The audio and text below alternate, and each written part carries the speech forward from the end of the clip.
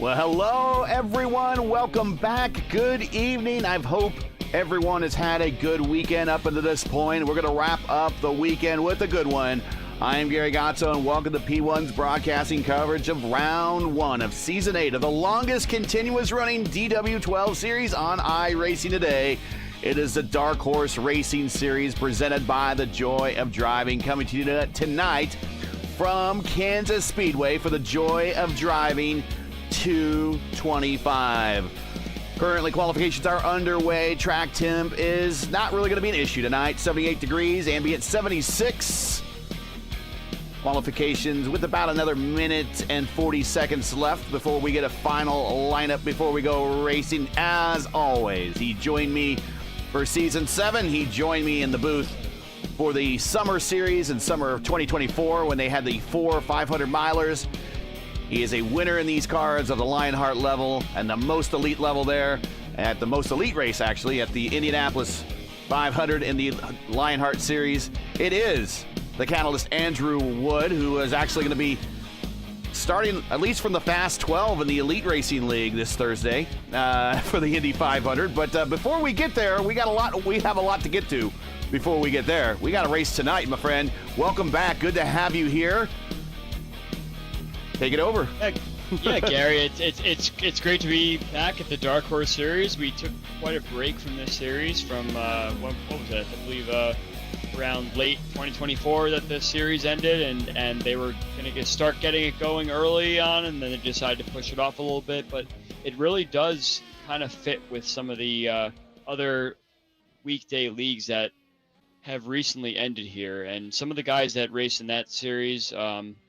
Some of the series during the weekdays are ready to jump into like kind of a summer beginning here, and we're at Kansas and at nighttime, which is always a very interesting way to kick off an IndyCar season. These cars under the lights are like none other.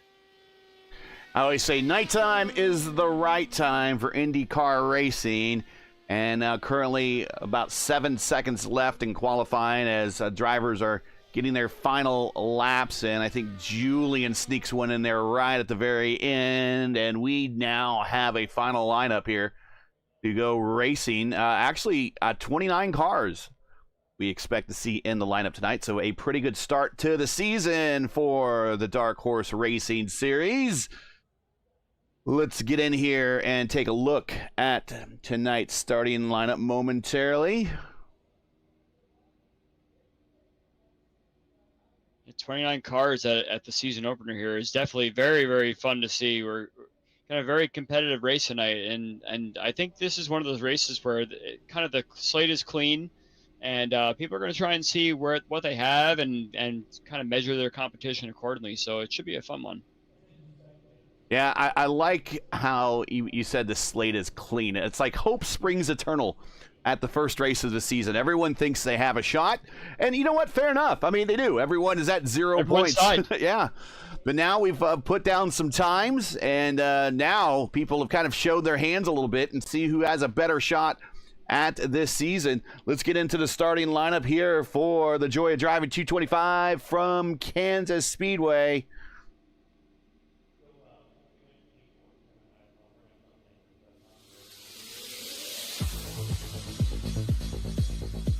Here we go. Rafi Eckert on the pole at the speed of 223.9. Murph in semi-retirement right next to him. Starting on the front road in the IAR car, 223.7. Peterson and Forsyth, two of the admins here in this league, getting a good start. Actually, Peterson, Forsyth, and Teed are third, fourth, and fifth. 223.7, 223.5, 223.5. And Schaus, our defending series champion. We'll be watching him.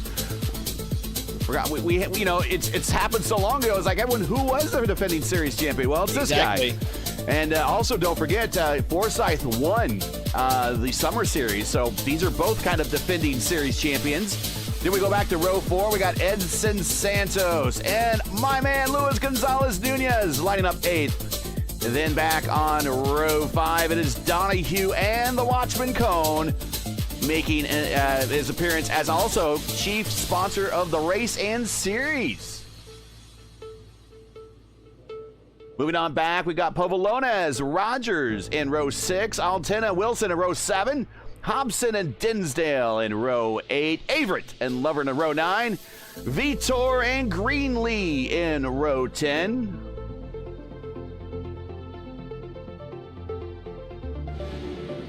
Anderson and Johnson, row 11.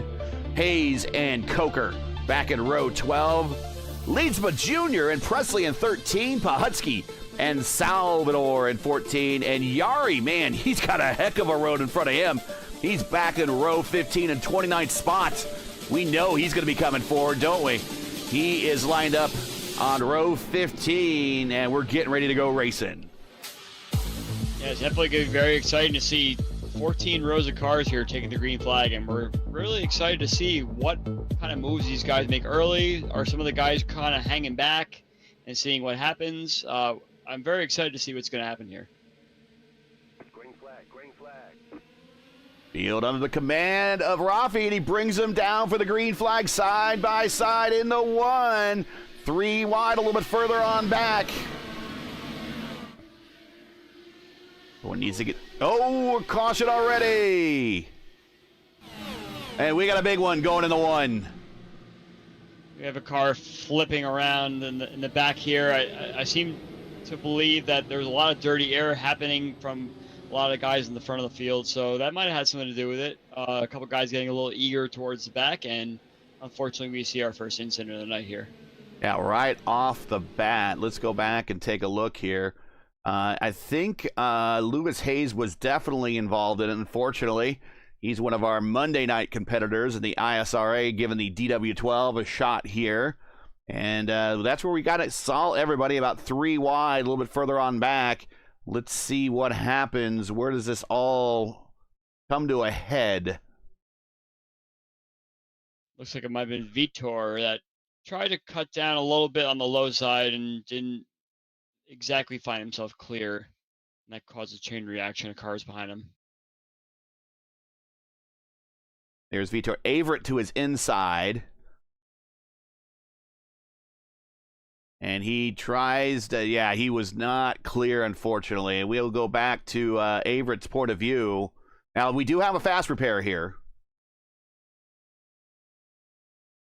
Yeah, some of these guys definitely are going to be wanting to use that to make sure that they're still part of this race. And if they get back and they don't have to tow necessarily, it may not be so bad for them that they just join the back of the pack. And once you use a fast repair, it's kind of like, let's be careful from here and make sure that we're clean and green the rest of the way. And yeah, it's like a lot of spots that way. I used up my continue. I need to be good and watch as, yeah, he was not clear. The bumper was not clear. He came down on Averett. Averett's able to keep it. Oh, I'll take that back.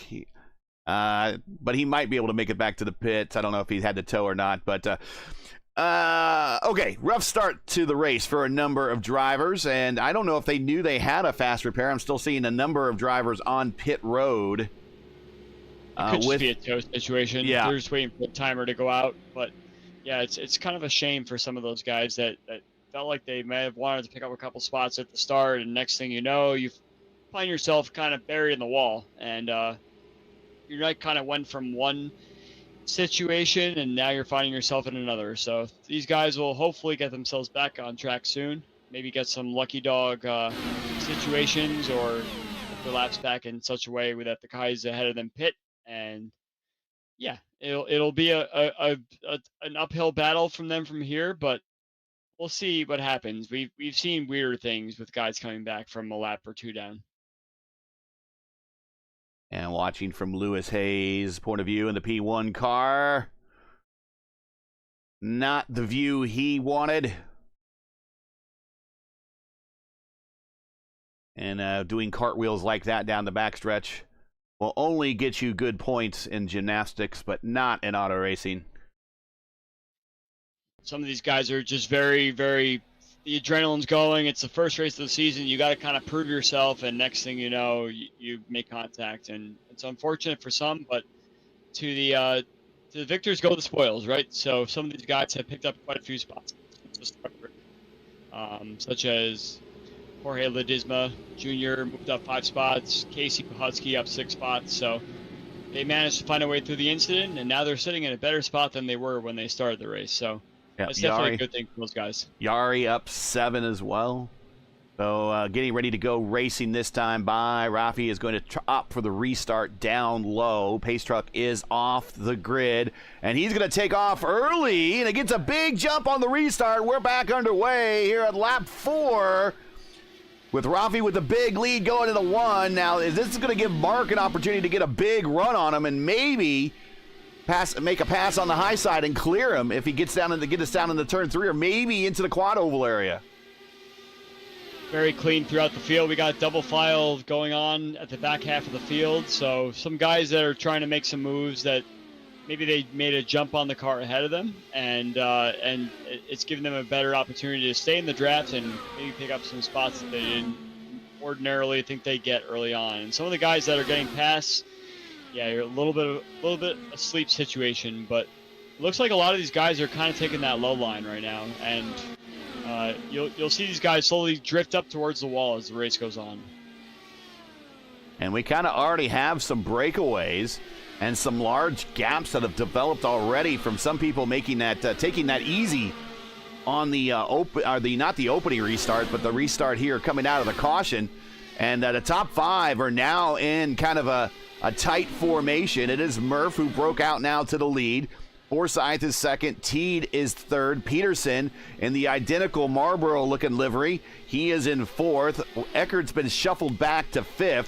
Then we're going to slide on back by about a second and a half to LGN and Edson Santos. And this whole group back here with Schaus and Cohn and Donahue, they're going to all have to work together to round out and make up that second and a half difference, because in these cars, unlike the IR18s, Andrew, these cars, that draft envelope doesn't exceed that far back in the DW12s as they do in the IR18s, so they're going to have to work to get back in the draft range. It actually looks like they're kind of starting to settle into a single file formation where they can work together and kind of pull that whole entire group that's with them back up towards the front. And you need to establish a leader and a follower. And it looks like that second group has actually done that, because they are going to start closing in on that front group a little bit. They're running about 24-9, 24-8 in that group there, and the guys that are in that front pack are running 24-9. So they're already getting themselves into a nice situation where they're going to work together to pull that whole entire bottom part of the top 10 group up to the front group. And then also in a very similar situation a little bit further back, Casey Povolones and AJ Hobson. They are kind of a 1-2 duo in a group on their own. They need to work together.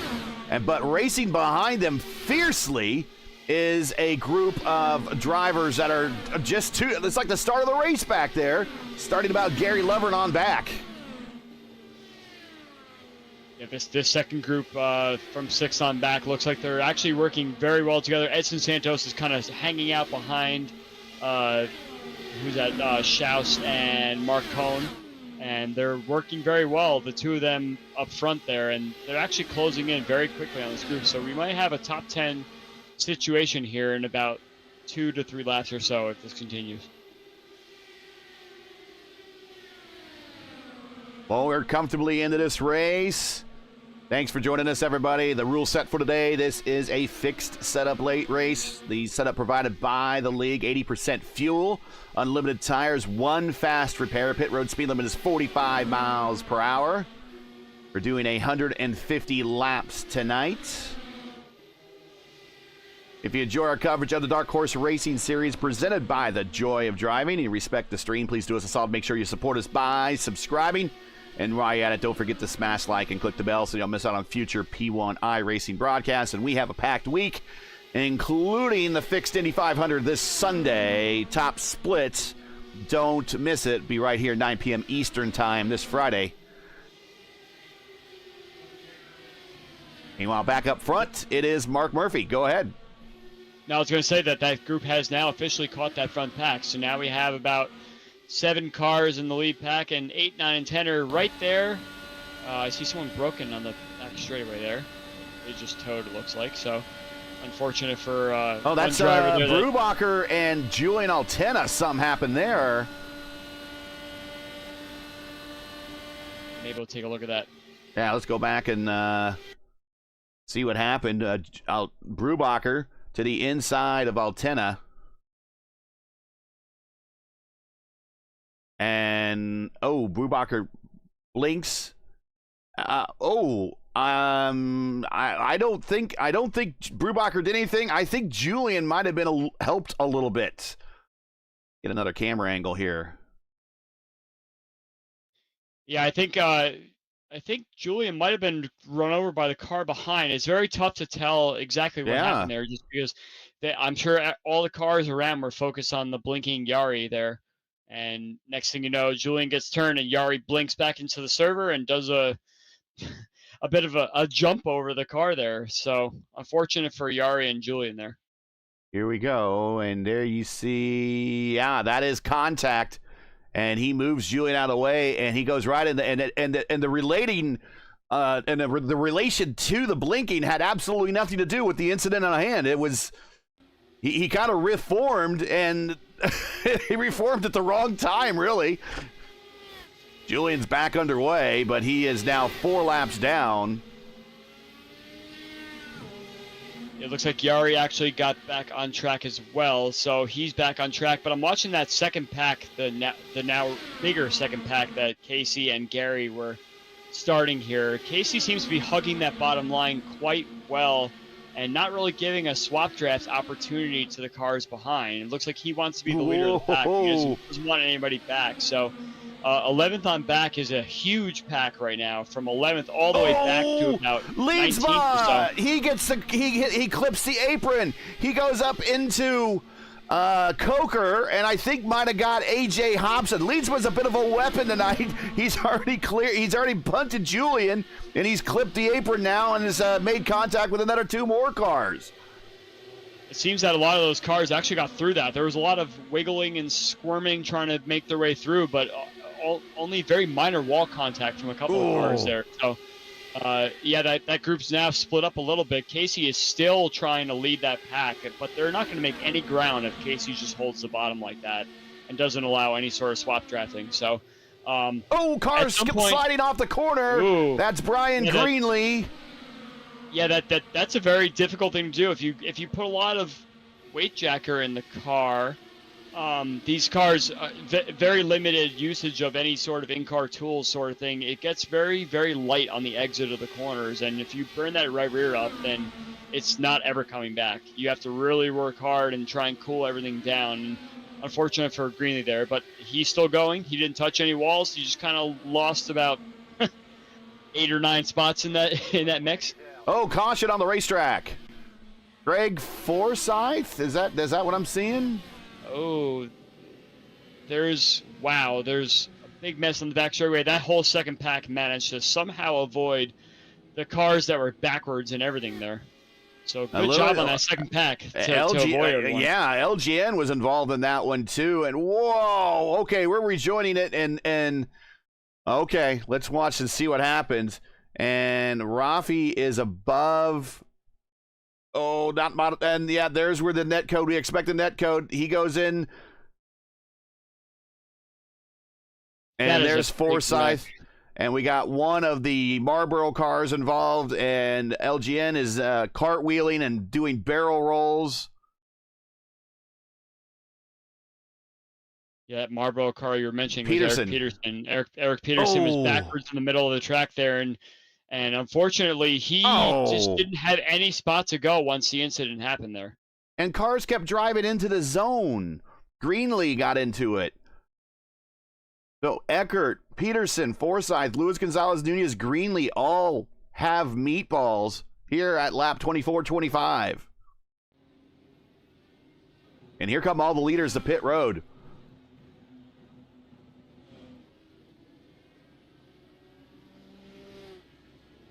You know, Gary, we had 29 cars that started this race, and unfortunately, half of them have been involved in some sort of incident already. So, not really the night that a lot of these guys were hoping for. And it's unfortunate because that first pack really was trying to get away, and they knew that second pack was not going to catch them. So, they were really kind of tripping over each other, trying to find a way to get to the front of it. But when you're sitting in that pack and you know that you have the opportunity to just sit there, it's best to just kind of hold hold the field and just sit where you are, and maybe you can find some cleaner air later once a green flag pit stop situation happens. So very unfortunate. There was a little bit of a netcode there situation, but yeah, it's unfortunate that these guys kind of were tripping over each other a little bit in that front pack.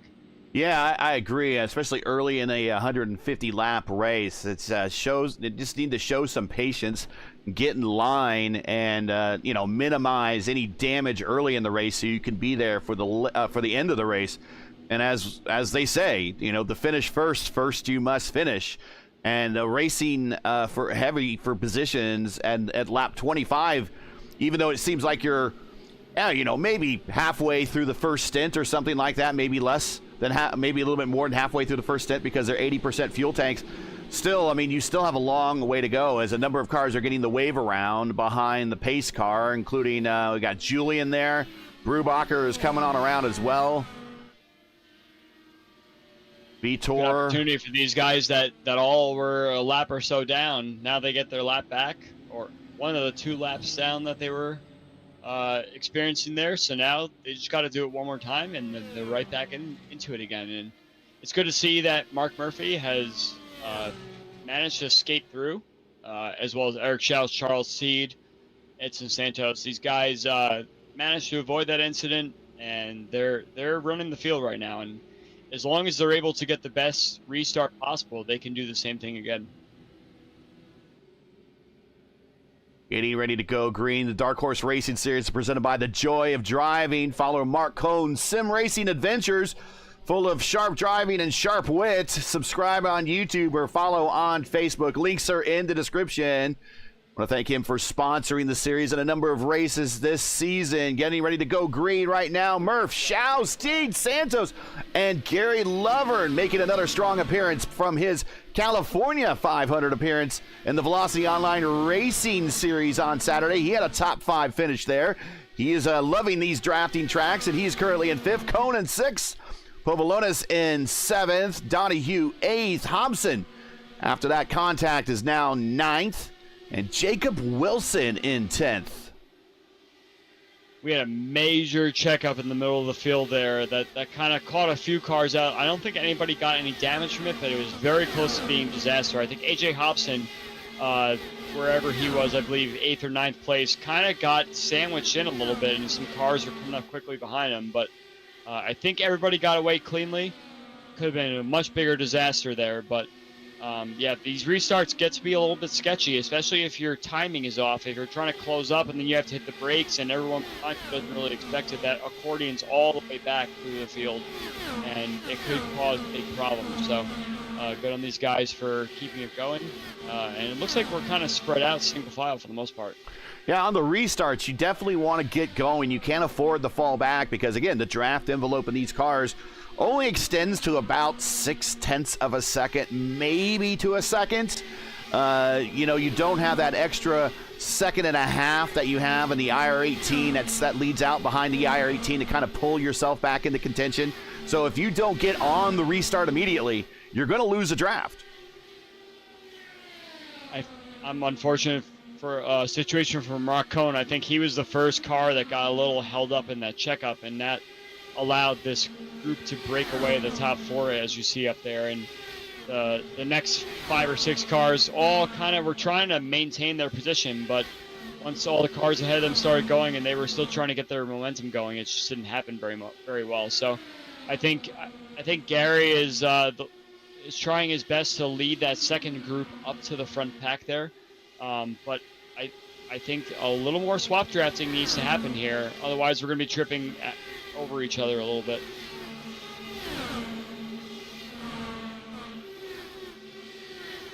Warren Rogers leading this next group of about 7 cars. Brubacher's in that. So is LGN, but they are down in the order at the moment. LGN 2 laps down, Brubacher 1 lap down. They're trying to get organized. But it seems like the 30 of Presley wants to race on the outside. Going back up to that group in front. There's Dinsdale, Johnston, Johnson, excuse me, Jacob Wilson, Coker. Coker's now broken out ahead. And they might run down 9th, 8th, 7th, and 6th, which is led by Mark Cohn and Gary Lovern in 5th. I suspect Cohn is just going to try to either race with Gary to the front. I think Gary could work with him. Or Cohn is a bit of a professor of time. He's got a lot of patience on his hands. He is the watchman. So he might just say, you know what, I'm gonna ride it out here. I actually think Cohn is very upset with Gary right now because Gary's just kind of running that bottom line, and it was becoming very difficult to catch the front pack. But now they caught the front pack. I think you saw Mark with his behavior on the track was, I need to get ahead, and I need to find a way to swap drafts. But it looks like Gary's kind of got the dirty air now, and Mark has a run on the outside. So if Mark can keep the momentum going on the outside, I think he might pick up a few spots, as you see he's doing right now. Yeah, he's got a run on the high side. We got contact, and that is one of the leaner energy cars. And Gary Lovern, Johnson's in this as well. We got Greenlee in this. Yeah, I think the inside line got very checked up there, and Gary just kind of planted himself on the bottom line there. So I'm not really sure why he just kind of drove directly through the back of that group, and especially if they were trying to work to catch that group, they caught them, but there was no way that they could work together if you just kind of drive full speed still. And I think that's just what Gary was thinking, that he had the full speed going on the bottom line there, and it kind of closed up faster than he thought. We'll see here as he now is on that low line. He has Rafi right in front of him. Oh, and it happens right behind the overlay, so we'll get another angle here. Donahue into it as well. Yeah, Donahue and Povolonis are both collected there. So I think it'll be an early night for those guys as well. And watching the replay. Yeah, kind of collecting more cars towards the back as well. Timothy Presley was involved. It looks like one car bounced down off the wall, and then that kind of collected that third group there. Oh, okay. So I'm not going to say it was the cause of the wreck, but right before we get to the apex of the corner, and let's go back a little bit further and watch from Rafi's point of view. Rafi.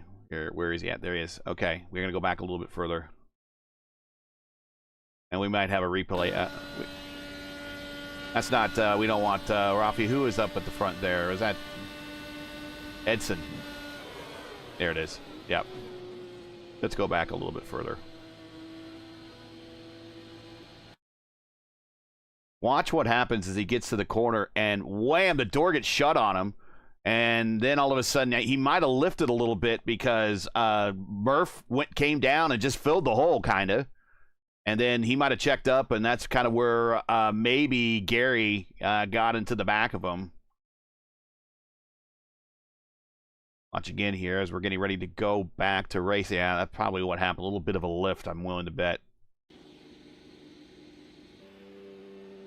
Okay, so a lot has happened on the racetrack. We're going to bring you back up to speed. Casey Pahutsky and Dinsdale have decided to stay out. They are 14 and 13 laps, respectively, into their stint. Although I think Dinsdale is on pit road. He decided to answer the call. But Pahutsky is going to lead us back to green next time by.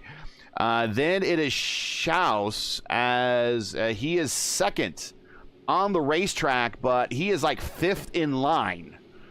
And a number of these drivers immediately behind Pahutsky. We're kind of hoping Pahutsky would come to pit road and they would get the wave around. But right now, he kind of strands them. I think a couple people would have joined the tail end of the lead lap if he would have pitted. But he stays out for track position. Might not be a bad idea. We have not seen the power of new tires yet. Although, Andrew, we could say with a great deal of certainty by watching other DW12 leagues that new tires in these cars means an awful lot. So we will see how long Casey could take on the rest of this field with 14-lap-old tires with everyone behind him coming to pit road at lap 38. very interesting strategies going on right now. We're only 39 laps into this race, so a lot of different pit for new tire strategies happening, and I think no one really knows what the best strategy is right now with all these yellows that continue to happen every 10 laps or so. But I think people will eventually figure out who they can work with and what the best situation is to have the best tire life possible towards the end of the race here. No, it is pretty interesting. If you look at behind Pahutsky in second, third, fourth, and fifth, and sixth are really, they are series regulars historically from the Dark Horse Series. Schaus, defending series champion. Murph, who's won a number of races. Teed, one of the admins here. AJ Hobson, a longtime competitor here. Mark Cohn, back in seventh, has multiple wins at the Dark Horse level. So you kind of see the guys that are used to the DW12 kind of coming to the top of the order now. It's a very interesting notice there, Gary. Look, like the guys that do this week in and week out and that have been in this league for years know the nuances of this car, how it behaves, especially those that have raced a car and track combo, a car weather combo like this before, know exactly how the car is going to react at certain points during the run, and they know exactly how far they need to be behind another car to work with them and everything like that. And those are all things that matter when it comes to trying to figure out the best way around here. Another caution on the racetrack.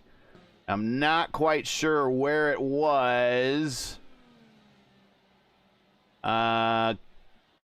Craig Forsyth is in the wall, but I don't think he brought out the caution. What happened with him?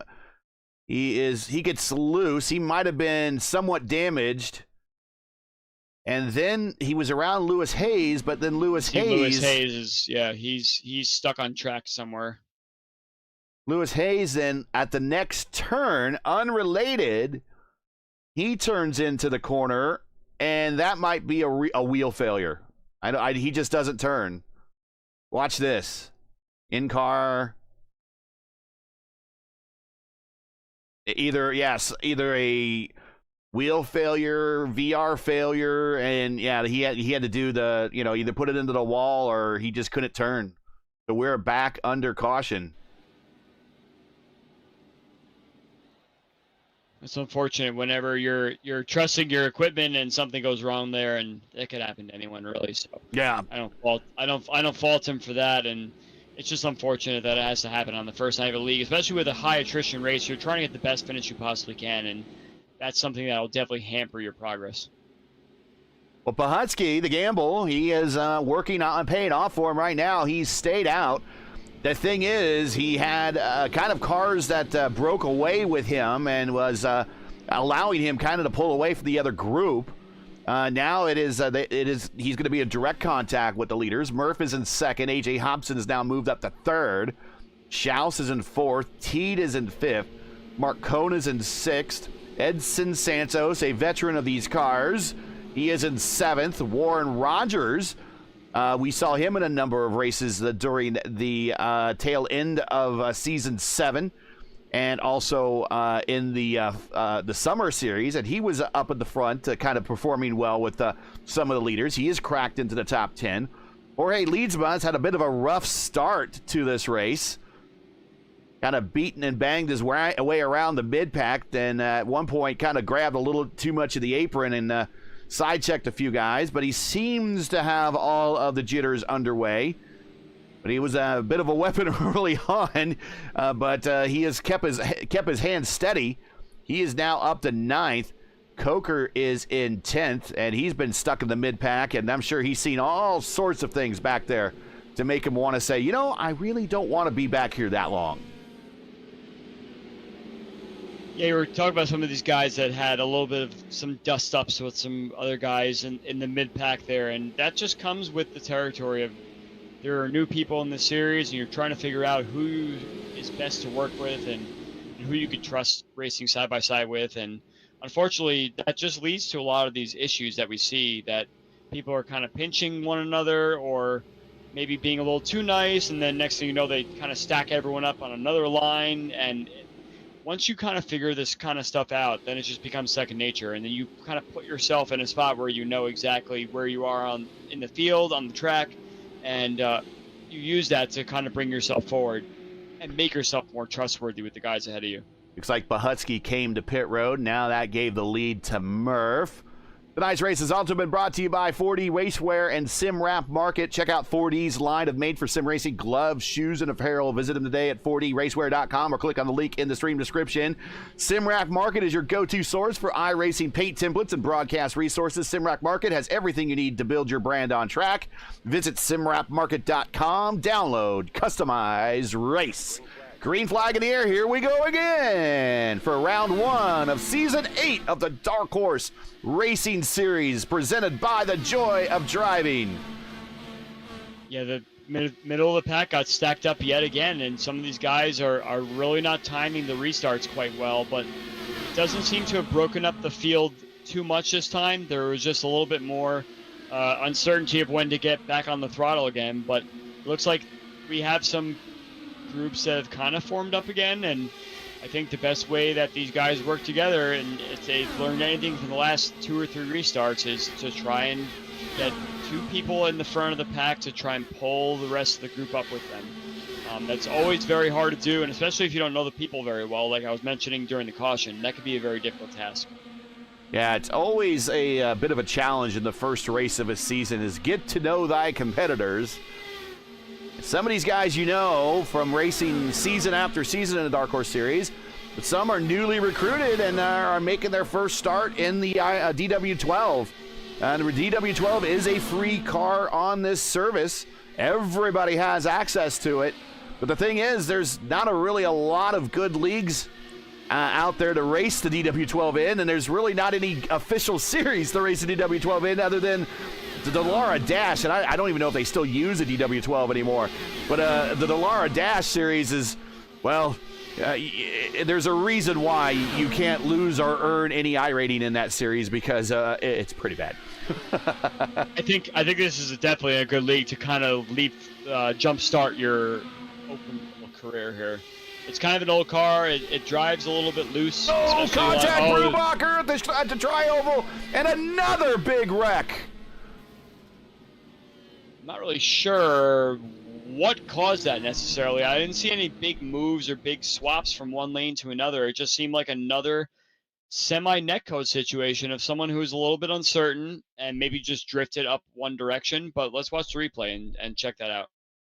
Watching again, it was one of the leaner energy cars to the inside, a lot of netcode. That is Rafi Eckert, who's had a bit of a rough day.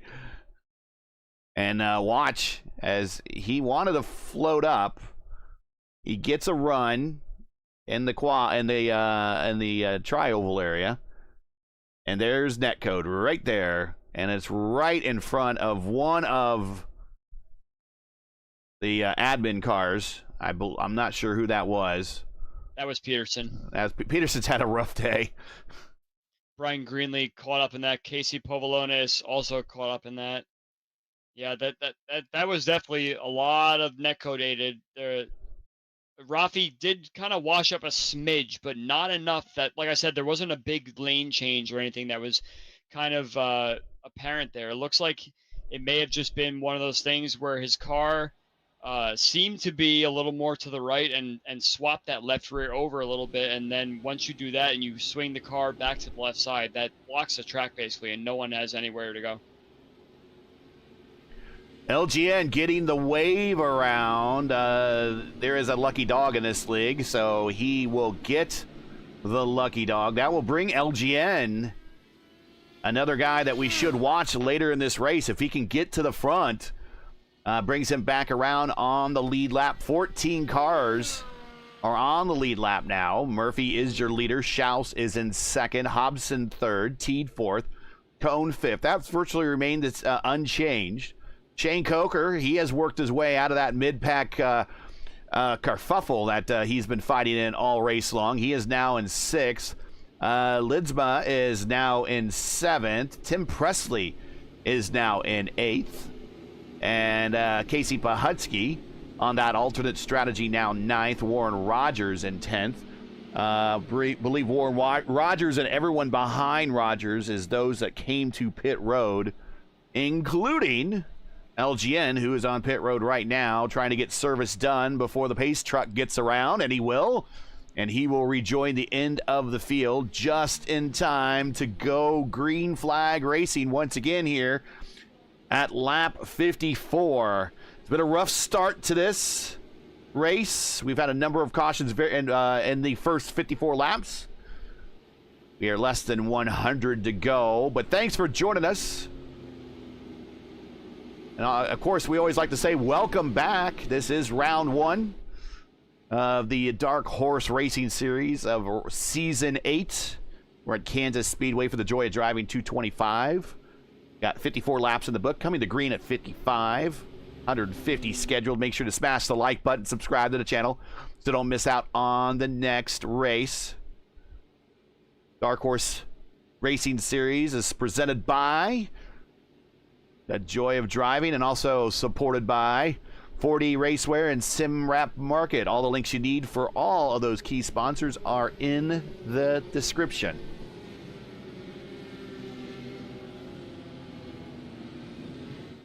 Looks like we have 14 cars on the lead lap is what it looks like right now. We're coming back to green here, and let's keep an eye on the middle of the pack here because they really do seem to have difficulty with the stack-ups, and I'm hoping that once these yellow flag periods end and you get it going, people start to really understand what's happening here.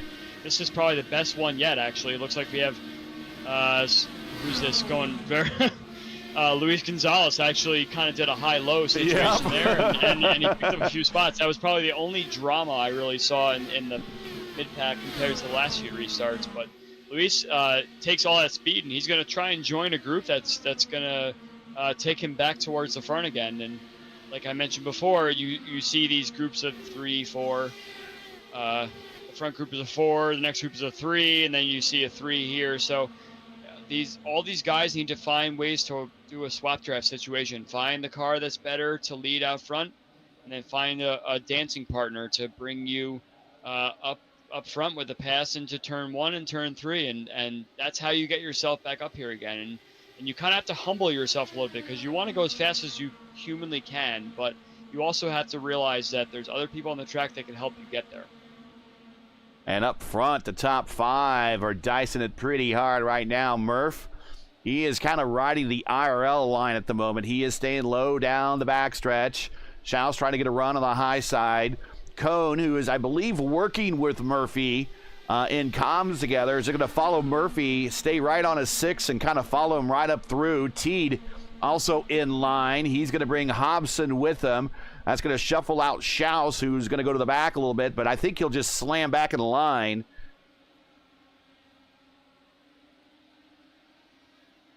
I'm watching LGN back here, and he reached the front of the pack, and it looks like he's trying to make a swap draft work with, I believe this is Leo Salvador. Leo Salvador is right behind him. Looks like there's some miscommunication going on, and you have to be very, very smooth when you do swap drafts like these, and if there's any hesitation at all, that costs 2-3 tenths. And when you're trying to be 2 or 3 tenths faster than the front group, that's exactly what can hold you back here. So I'm not sure Leo has it at the moment. He's actually letting another car go. Looks like Eric Anderson is going to be up next to try and work with Luis Gonzalez Nunez, and let's see if this swap drive situation works. And that is Eric Anderson and the STP 43. And he is trying to work with and I know I can hear Lewis in the car right now. He's like, come on, guys. I absolutely, I know exactly what you're saying. That's why I brought it up. I wanted to watch him because I think he could be one of the guys in this field who has a lot of experience and can work very effectively to do a swap draft situation. But you need to have the right person, and right now this is a mess behind him. No one really knows kind of what they're doing to find themselves to get a much faster speed. Let's look at this next group that's up ahead, and that group is 6. We have Warren Rogers, Santos, Pahutsky, Povolonis, Johnson, and Lovern. And if I remember from last time, Lovern just kind of planted himself on the bottom line, didn't want to work with anybody, and all that's going to do is just hold your whole pack up, because if anyone's going to try and pass you, they're going to do it on the outside, and they're not going to be faster than the group up ahead. So I think Gary has kind of cemented himself right on that IRL line, as you mentioned before, and not going to work with anyone really, and that's not going to really make the people that are in the back of this pack very happy. And this is Lovern is the first car one lap down. He's in 15th, so if there's another caution, he will get the lucky dog. That is Turner Johnson, and that is Casey Povolonis. They are battling for position behind him, and that is Pahutsky in 9th spot, wanting by, but he cannot find a hole, and there is no path for him to get by. Then we take a look at the front group here. Very chaotic. You got the top 9 all kind of hugging the white line, which is actually very interesting because of the dirty air situation that's going on here. At this point, you know that you can't really swap draft too much because you're not going to pull away from the cars behind. Especially if I saw that coming, and I don't know what was going on there, but Coker just got run over. Just got run over. There is no, I cannot give an excuse to Presley on this. I saw it coming. You heard me make a hissing noise like, oh, here it comes. And he got such a big run. He did not lift. He just full sent it right in the back of Coker.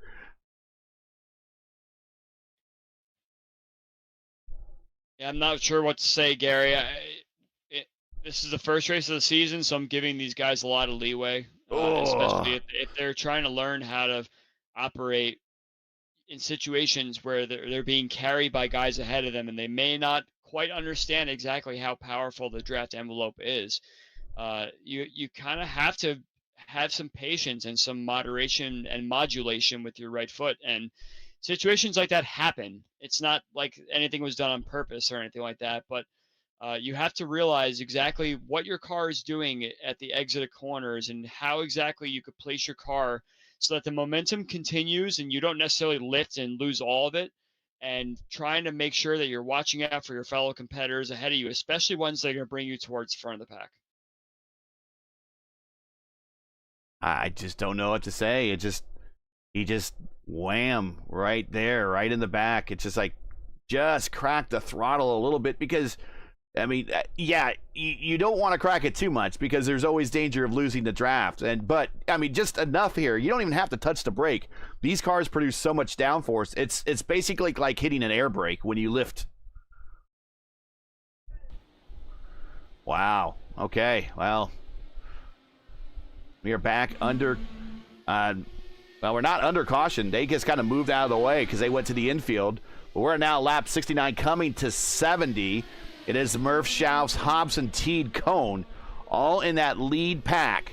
Again, guys all very well experienced in this series. They are up there, and then might as well be 3 laps behind, but he's 3 seconds behind. It's Pahutsky stuck in 6th place heck right now because he can't get around lap traffic because they're not working with one another.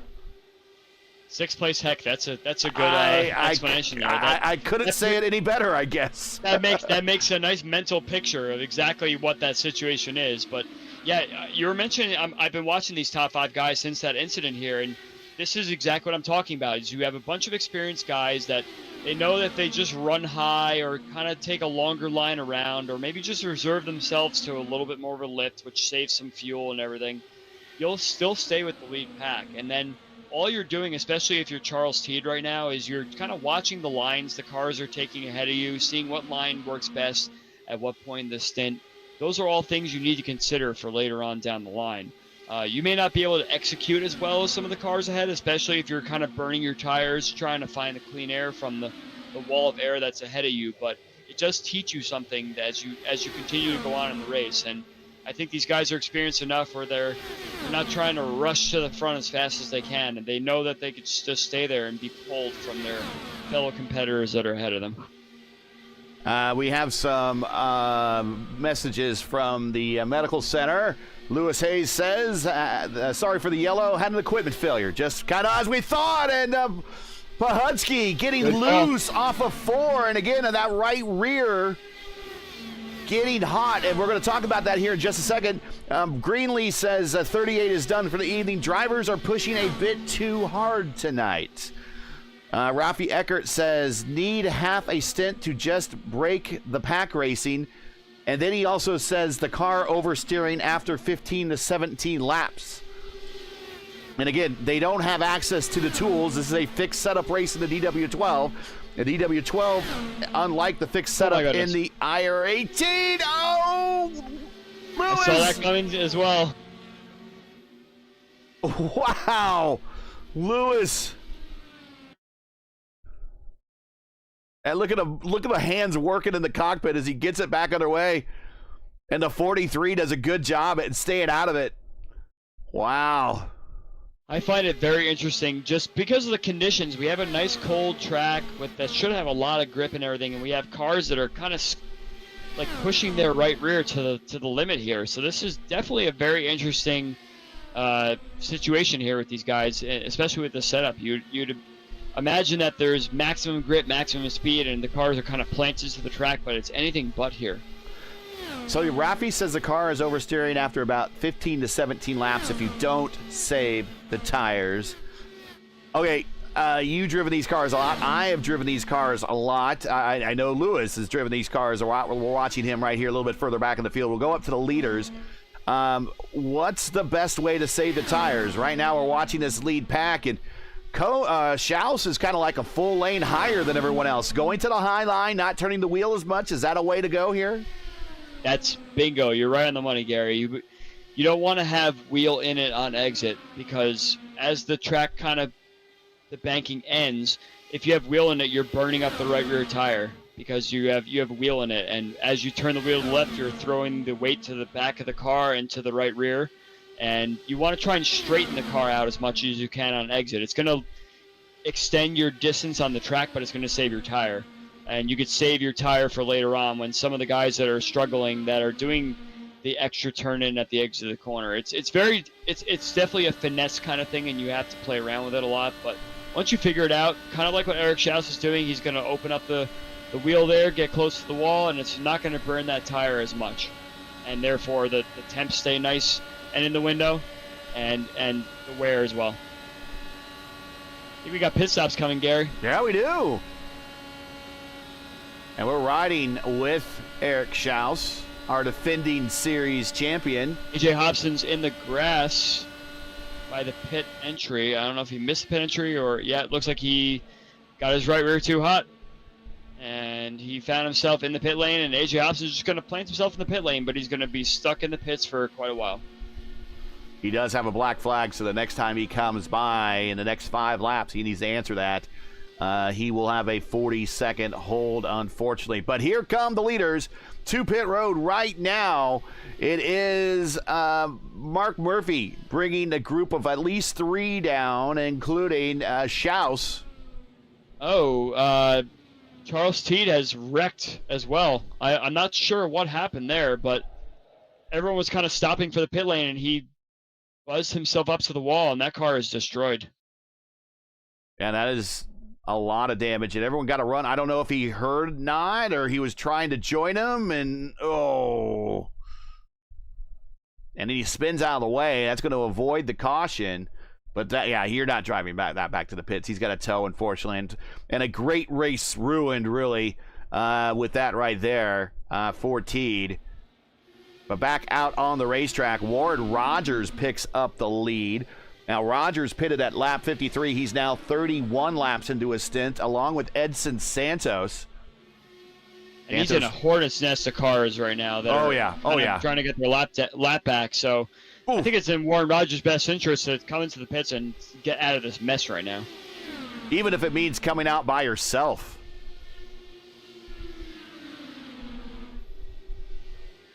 If you're running the high line like that and trying your best to make any sort of advantage, you're going to lose time, especially if the cars ahead of you make a wall, and they're the ones that are a lap down, thus a little bit slower than you, so you're just going to continue to lose time if you stay out and try and race these guys.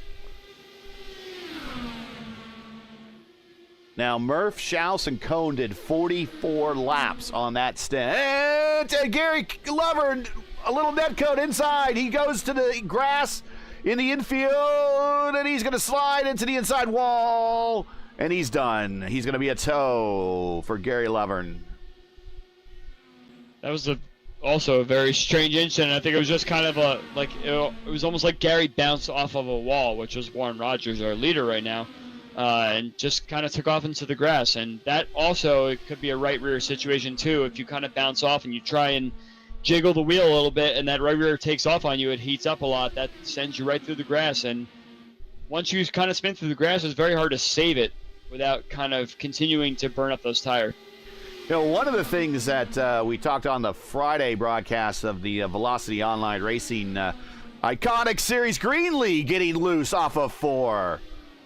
They had their, that wasn't Greenlee, excuse me, that was Povolonis. He caught it. The Velocity Online Racing Iconic Series had their series finale on Friday, and I was working with Jesper Orman in the booth, and one of the things he said about this tire model on this car is that once it goes loose like that, Povolonis, it goes loose, and it is hard to grab it back. Oh, Luis Gonzalez Nunez. What happened to Luis?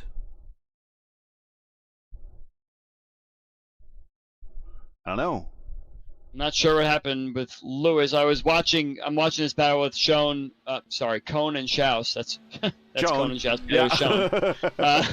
Cone, Schaus, and Murphy. They've managed to find each other again after their pit stop, and they're very, very close to each other. And this is a group that knows what they got to do. They're on the other side of the track from the guys that are leading the race right now. If they run the fastest laps, they get line astern. It's going to be much beneficial to them, especially setting up for the last pit stop. And I think Luis Nunez got loose coming to pit road, missed the cones, and I think he said, I've had enough. Leo Salvador's in the pits now, so he's doing his routine stop. Nice pit entry there, kind of tucked it in nicely on the inside. So Salvador in 7th. Warren Rogers now racing Turner Johnson. We've seen Turner in the votive Indy Oval Series. He's got the flames on his car here. He is currently in 9th spot. He has cracked the top 10, but he is 1 lap down. Rogers just following in line behind, getting some crucial mileage. Okay, here comes Johnson to pit road. And now Warren Rogers all by himself. Edson Santos is taking this opportunity to come to pit road and maybe have a car to help him when he comes off of pit road. Jacob Wilson coming to pit road, scheduled stop. This is going to turn pretty much the top 3 over to Murph, Schaus, and Cone when Warren Rogers comes to pit road. But Rogers is taking all the TV time he wants. Rogers is praying a caution comes out right now, and it's probably a good way to hedge your bet, especially we've seen all these cautions happen so far. One can happen at any moment. So if Rogers gets a caution right before he pits, hopefully he doesn't run out of fuel if he's getting very low on fuel. But that would be very, very beneficial. Rogers coming to pit road right now. He's slowing right now. Yeah. So unfortunate it didn't work out for him. That's not a great pit entry from him. Very, very slow compared to what the leaders were doing. Yeah, but that's very conservative. Yeah, conservative and safe Safe. right there. And that's a, everyone else might have an issue, or we saw people have issues. It's a silver lining based on some of the behavior we saw earlier in this race. So I like a nice conservative entry. So good job, Warren Rogers. You live to see another stint. So. Well, he still needs to come off of pit road on a very slippery access road. Very slippery apron. Rogers' service is complete. Back underway again. Easily passed by the leaders as they're coming around. Take that spot back. So Warren Rogers went 42. And going to have to look at the math here. We're at lap 95. He came in actually at 95, so 42 is not going to get him home. Just shy, 137. So he's going to have to make a stop and a dash for gas at the end.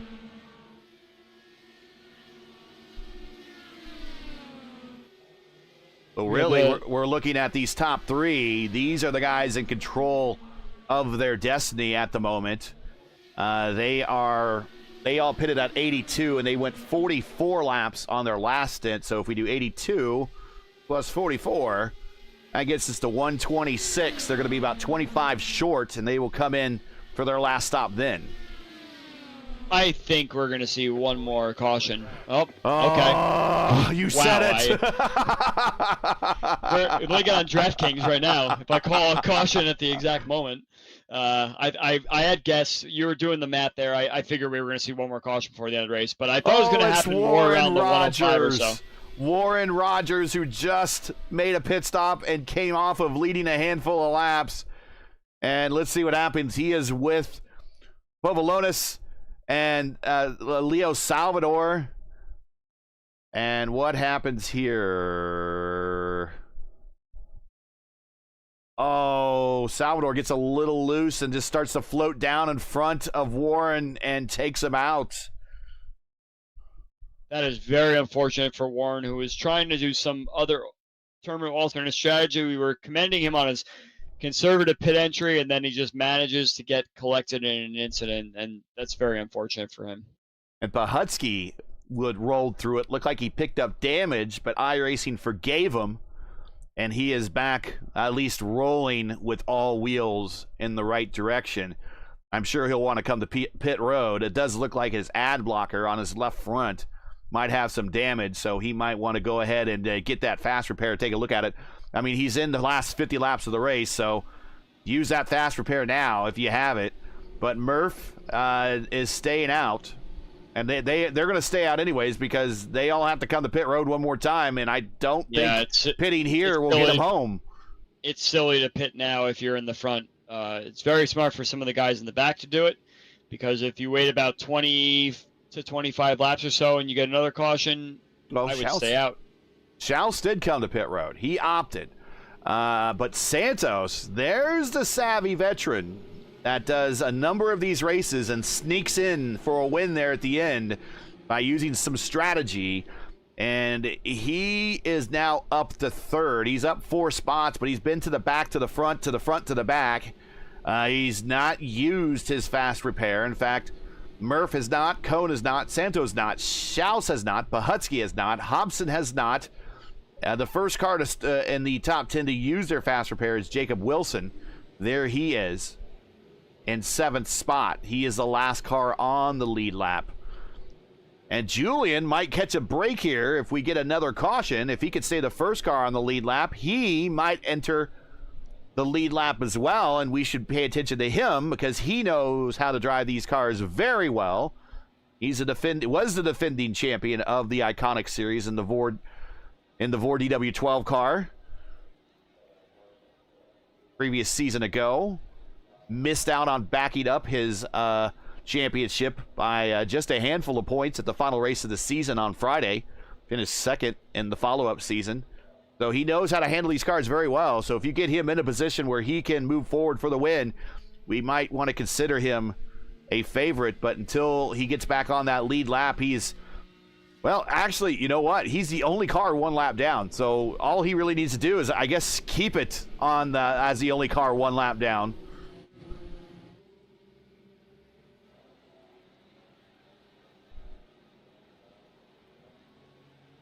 All right, Gary, it's been a while since you've done a restart here, so let's see if these guys here we go. Continue to know how to restart, and I'm going to watch this mid-pack here. We have some guys that are some laps down, I'm sure, want to be a little bit nice and move down, so that may cause some confusion. Oh, but there it is. Schaus kind of got into the back of Coker a little bit almost. Yeah, that's an interesting one. I wasn't really expecting that necessarily to happen. I thought more of a stack up. That was more of a confusing accelerate, decelerate situation. But I guess it all kind of matters because it does the same accordion effect. But as we see, we have the same amount of cars that are breaking into groups. We have 2 in the front, the next 2 after that, and then kind of single file from there where you saw that Coker and Schaus incident. It is Murph and Cone up front. Santos in 3rd. Schaus now back in 4th. He had checked up a little bit on that restart behind Coker. Coker, I think, had to brake a little bit. The car in front of him did not take off as effective as he thought it would. Also in this battle is T. Now T just blinked out, I think. No, Murph just blinked out. Yeah, Teed is definitely going to make some noise here. He wants to get one of his laps back. Julian is essentially is going to be the lucky dog car. But if Teed puts himself in a spot where he's one lap down, he'll be the next one to get a lap back, essentially. So he's going to work very hard to get to the front of this group here. And I can hear, I think we're going to have another caution, but I can hear Julian if this race finishes under caution. Of all the cautions, and the one that I need to get back on the lead lap, it never happens. I can hear him talking about it now. You just never know, especially the first race of a series with a lot of new names, like we were mentioning. You never know what can happen. This second group behind is getting a little feisty. Looks like Pahutsky went under the apron a little bit, saved the car, but if these guys continue to drive like this, you could find yourself with another caution pretty soon. 3 wide into the corner, 2 of them for position. Hobson slides in and gets the spot. But right now, Turner Johnson is riding the bottom, but he is racing for position with a car in this group. So he doesn't necessarily want to give up any positions, because right behind him is Povolonis in the black car up high, the black and green car on the far left. This is a nightmare for Shouse, Hobson, and Pahutsky, because you have that lapped car that's in the lead part of the group there, Turner Johnson, and he's not allowing any of these guys on the lead lap to be able to swap drive to catch that lead pack.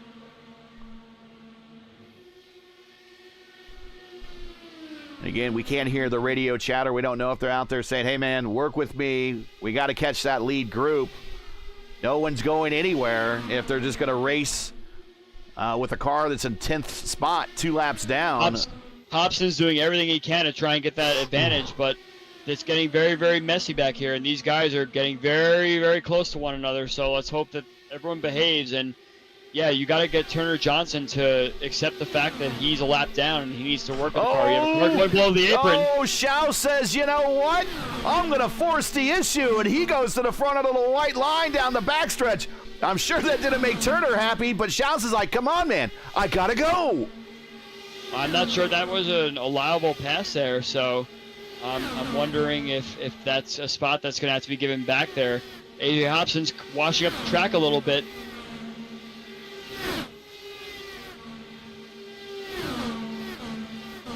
Now Turner back to the inside, and I don't see him giving that back at all after that move. Now I don't know if he's giving back that position. 3 wide for position here. Oh. Hobson's pinned on the white line. That's an excellent corner there by Hobson, but he's trapped behind Johnson there, and Johnson's holding these guys up, and he's doing everything he can to hold them back from getting back up to that lead pack again, and these guys are getting very frustrated here, I can tell. Oh, I thought AJ was going to slide it in there, and the bottom going in the 1. He had an opening. He just was not close enough. If I was these guys, I would go for my last pit stop now. You're getting very close to that Turner window. slides up this time, and now the door is open. AJ down low. Turner tries to come down. He can probably slam the door. Now he can slam the door, but the opportunity was there. Meanwhile, back up front is still Murphy. Now Santos is second. Kona's in third. But they're kind of behaving, and all things considered. I mean, these are guys up front, Murphy, Santos, and Cone, with hundreds and hundreds and hundreds of starts between the 3 of them. Many, many wins. We got league championships. Murphy is the Area 51 reigning champion. Cone has many wins here in the league. Edson Santos was on the VOR Iconic Series champion. Murphy was also a fixed series champion in the official racing here at iRacing. So a lot of wins, a lot of races in the open wheel cars. And these guys are showing how it's done. The cream rises to the top. Meanwhile, though, it is still chaos back here behind Johnson. Hobson was going for the position there for a while, but he pinned himself on the white line, and the outside line started to take advantage. And I could sense the right rear tires on these cars are starting to get a little bit angry. So just like the drivers. Yes, yes, absolutely. And they're kind of flanked 4 wide almost for a second there, and they can't seem to find a way around Turner. Here's Coker, and he's got the best seat in the house. Oh, he's going to force the issue, AJ! And look at Schaus. Schaus just realized it, and he goes, I'm down there. I'm down there. I'm down. And he's like, and he's forcing. Look at him. He forced Turner up and out of the groove. And he goes right to the lead of the pack. That was very, very close to being an incident there. And there's contact there. Everyone gets out of that cleanly, but Schaus has finally found his way by, but maybe too little too late now in order to get a swap draft going, because Hobson is going to want to get to the front of this pack. And if they can play nicely, then they can start to work together to try and catch that lead pack. But I think at this point, they've been out here for, 20, 30 laps or so. And those tires are definitely going to start to wear quite a bit.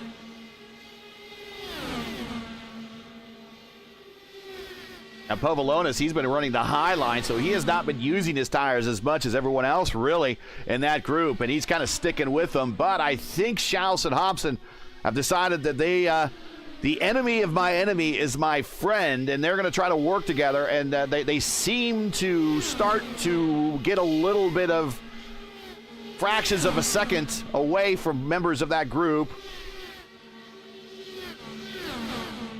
Catching Eric Peterson right now, so Schaus is going to have a little bit of a draft with Peterson right now, and I think Peterson's going to lift, go nice and high and let him go. So Peterson's going to join this pack now. This pack of angry fools that have worked very hard to try and get together and do a swap draft situation, and they are working very well together now. They're doing 24/7, 24/8, which is a great swap drafting time.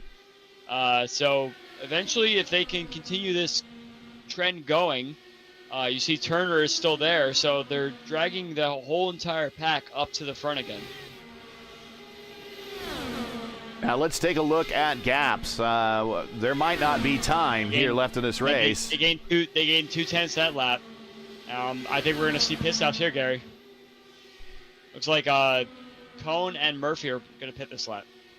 All right, we got it, and they need to slow down. The cars get very light under braking, and that is, I'm not sure who that was that shot across them. That was Teed? Wow.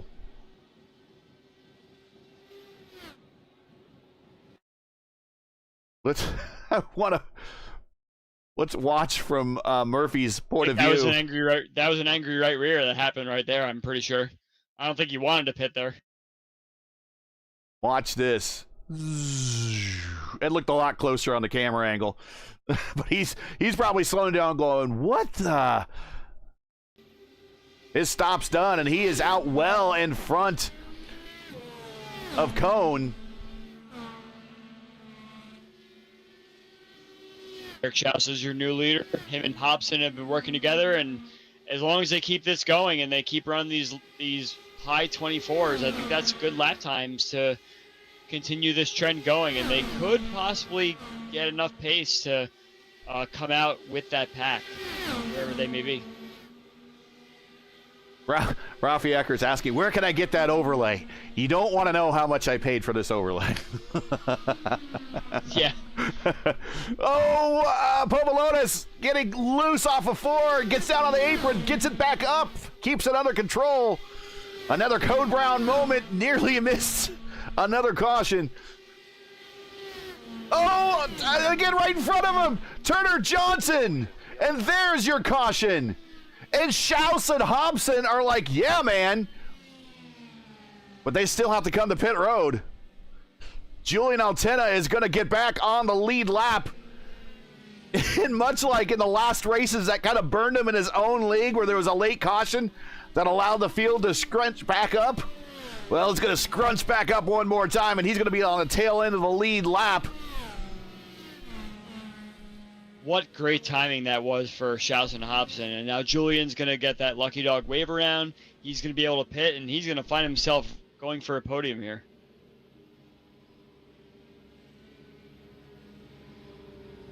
$25 to go. And it was right around, we saw right there with Turner Johnson just kind of busting loose.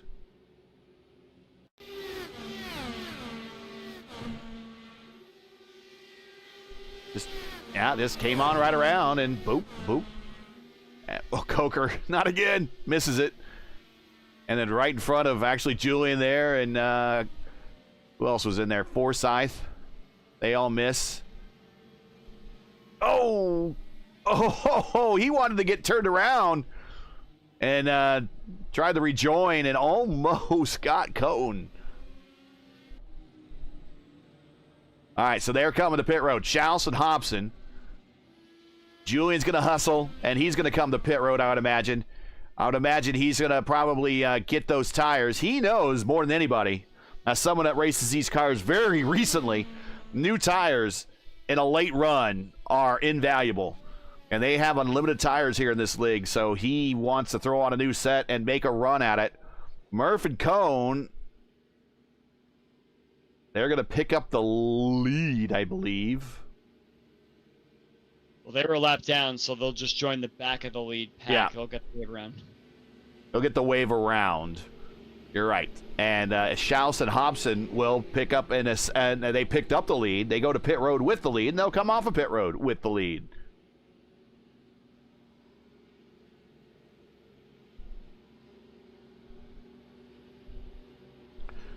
Once again, if you're just joining us, you're watching P1's broadcasting of round one of, I think we're 12 rounds this season. And actually, I do have the schedule right here. How about that? 9. We're 9. We're round 9. So we got the round 1 of 9. There you go. There is a schedule. Next race is here in a couple weeks.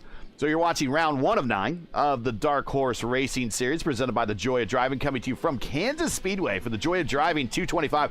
I got to be honest with you. I don't think a lot of people have had it, unless you've been Mark Murphy and to a lesser extent maybe Cone. You haven't had a lot of fun driving. There's not been a lot of joy driving in this race. But he is sponsoring the race with the Joy of Driving there, Mark Cone. So make sure to smash the like button, subscribe to the channel if you don't miss out on the next race. The Dark Horse Racing Series is presented by the Joy of Driving. Follow Mark Cone's sim racing adventures full of sharp driving and sharp wits. Subscribe on YouTube or follow on Facebook. Links are in the description. Tonight's race has also been brought to you by 4D Racewear. Check out their line of made-for-sim racing gloves, shoes, and apparel. Visit them today at 4dracewear.com or click on the link in today's stream description. And also, Sim Wrap Market is your go-to source for iRacing paint templates and broadcast resources. Sim Wrap Market has everything you need to build your brand on track. Visit simwrapmarket.com. Download, customize, race. Here we go. We're going to go green with 22 to go. Oh, we got contact already in the back of the field. And Salvador plows into the back of Forsyth. Forsyth, yes. I think Salvador's damaged. Forsyth might be damaged. But that kills everyone behind them that was wanting to try to get a run, because now they're... Well, let's look at the... Murphy's 2.5 seconds behind.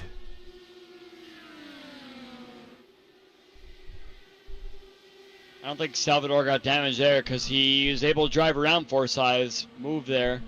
But yeah, we have the leaders that have kind of broken away. Hobson and Schaus, they're going to continue their swap draft situation.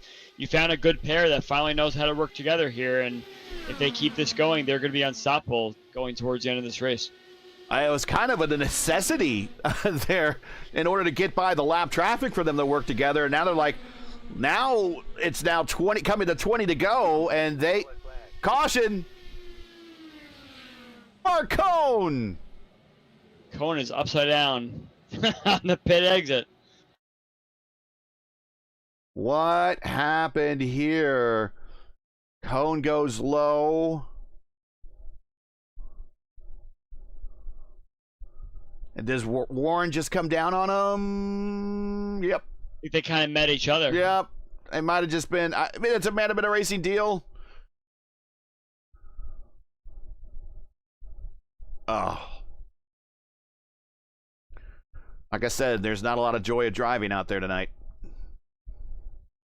Not so much joy. There's not a lot of joy happening in this race. This is our, I think, 8th caution, if I'm not mistaken. Well, you know what? I am awful. I left the schedule up. I am awful. Let's go back and let's watch that again. No. Let's go back and watch that again. I am awful.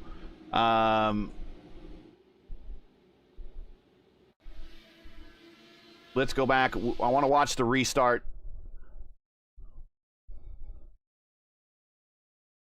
And you're going to watch Leo Salvador get in the back. And so now everyone's checking up behind.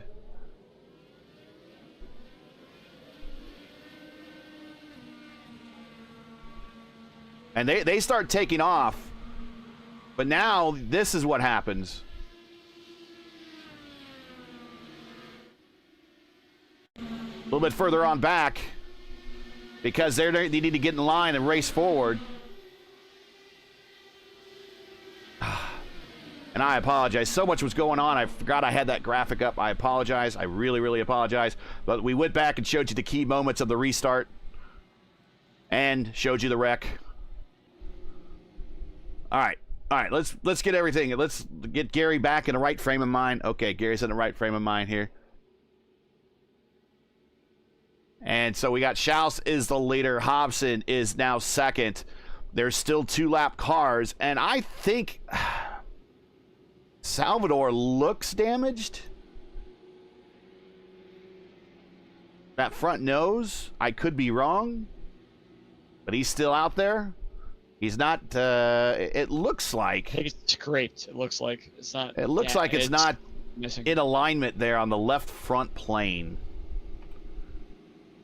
I agree with you. I think there is a little bit of a scrape there. Okay, now he's coming to pit road. It caused a lot of downvote. Yeah, that's probably a good thing. All right, so let's go back to Schaus and Hobson. Now behind them is Dinsdale. Dinsdale is going to act as a bit of a blocker or buffer if he wants, or he might just duck out of the way. Dinsdale is currently 4 laps down. He's now in 14th. So Murph is right behind Dinsdale, and he'll want to get by him very quickly with 17 coming to 16 to go. Then we got Turner Johnson. We've already shown how hard it is to pass Turner Johnson tonight. He's in 9th. He's the lead car 2 laps down, so he's really racing nobody around him for the time being. Eric Anderson there in the STP 43. A little bit further on back is his closest competition. Pahutsky is right behind Forsyth. Forsyth is in 16th, 19 laps down. Bit of a rough day. And then Julian in 5th on the lead lap.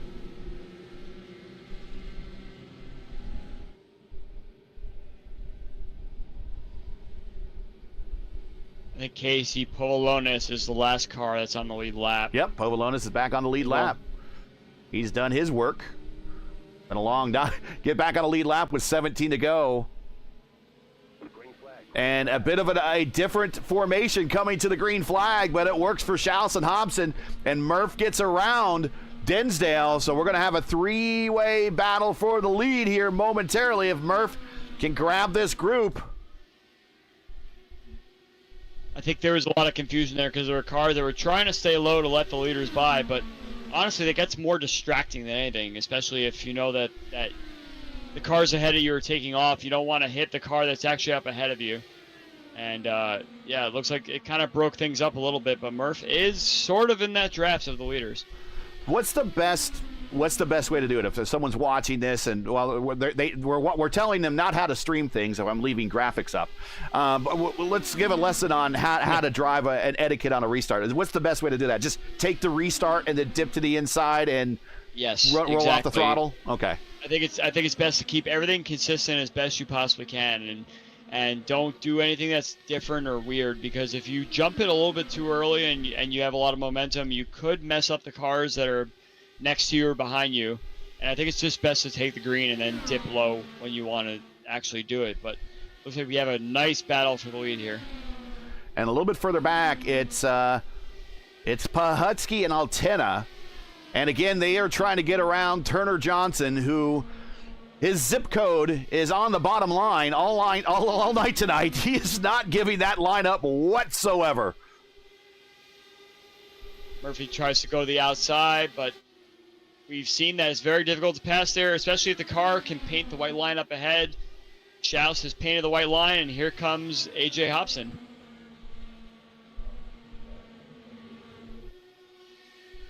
I think Schaus just wants to put himself right on the bottom, and it'll be very difficult to get any sort of run. Looks like Murphy's going to do the same thing.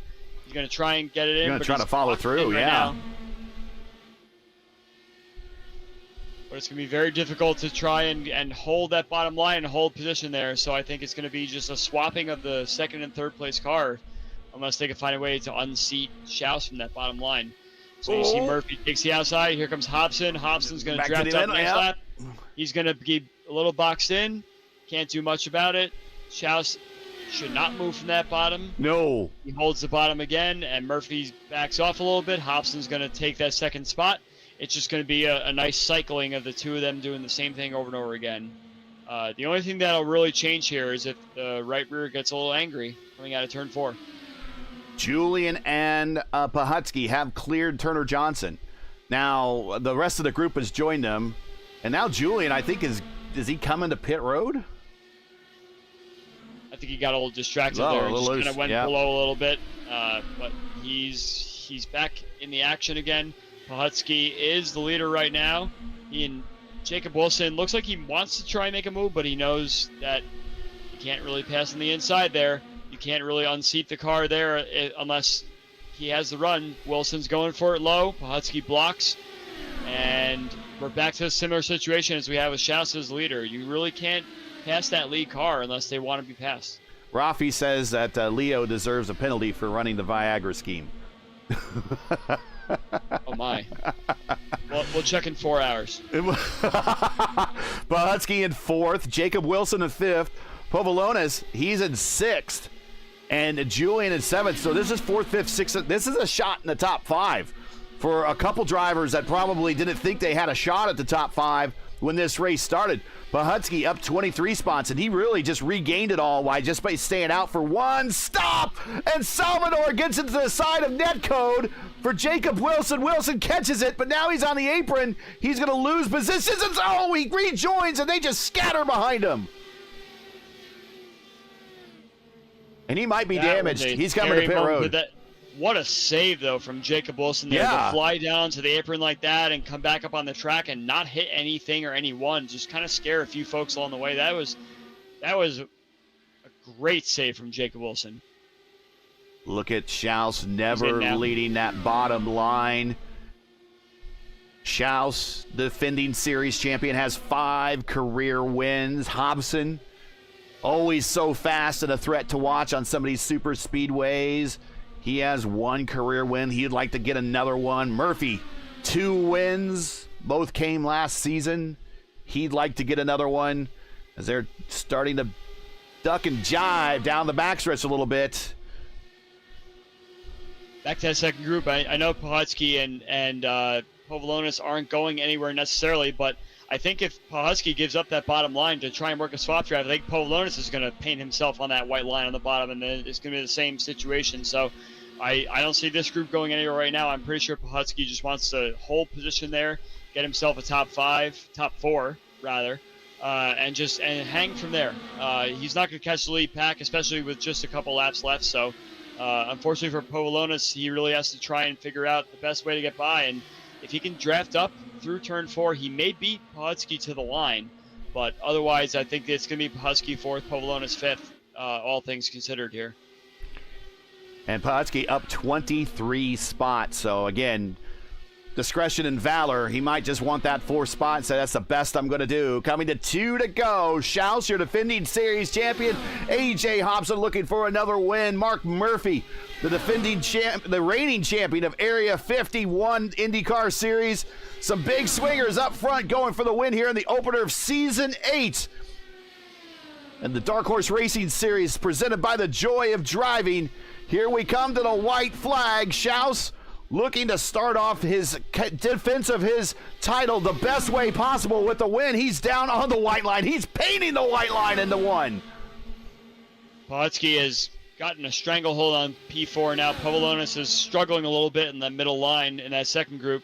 Julian looks like he's trying to come up with something, anything he could do to try and get his way in there, but Pahutski pretty much has fourth place sealed. Murph, and Julian might get P5 here. Murph gets the position, and I think Murph got second spot as AJ tried to go to the line, to go to the apron, but Schaus, solid win. No one was able to challenge him on the bottom.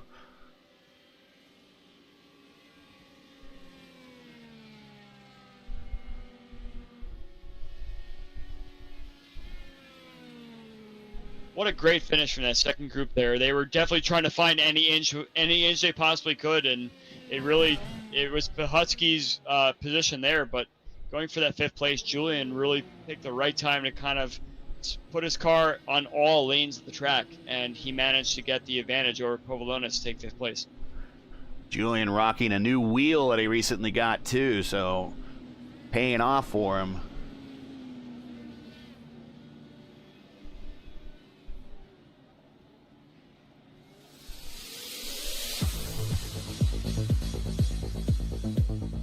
And here we go for race one. Your final results, Eric Schaus. Man, you can't do it any better than that to start off your defense of your championship campaign a season ago. Come right back for race one of the next season. Get the win. I mean, I kind of saw it today with another win for Alex Palou. That's how you do it. You just got to keep winning, I guess. Schaus with the win. Murphy second. Hobson third. They're all going to like the way that their season started off, despite how this race kind of unfolded for a lot of racers today. Pahutski fourth. He's going to like that. Julian, I think, will be happy with the fifth. He's not going to be happy with some of the racers. I know I'm going to hear about it later in the week. I know at some point I will hear about it.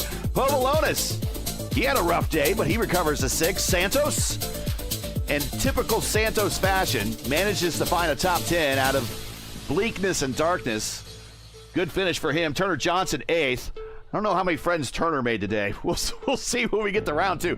Leo Salvador in the Viagra car. He comes home ninth. Eric Anderson in 10th.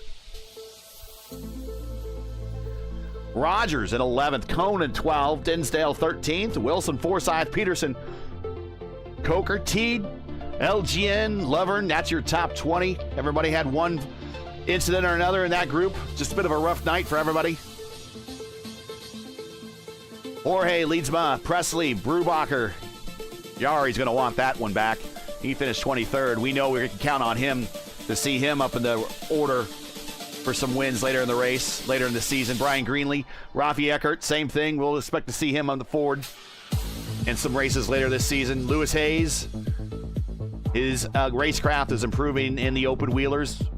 He probably wants a better finish in 26. Donahue making KH making their first start in the league.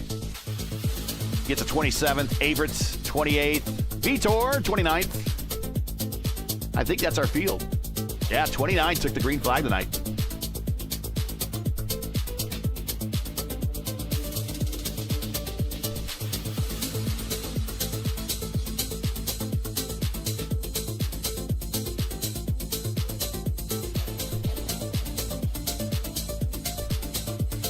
All right, let's get some replays queued up and get into the interview room here momentarily.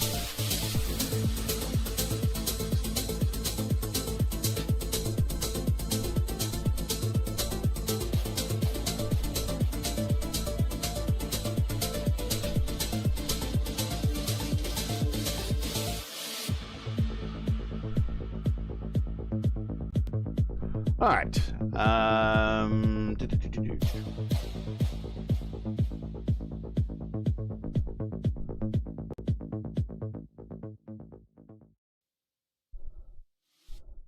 All right, and real quick, I just need to check something, and then we'll get into the interview room. Gonna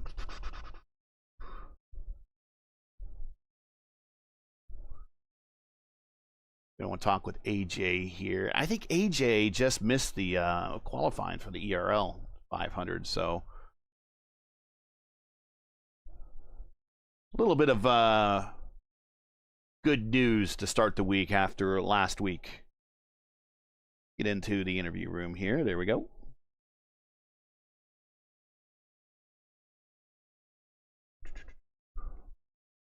Why my Discord is on the wrong screen. Here we go.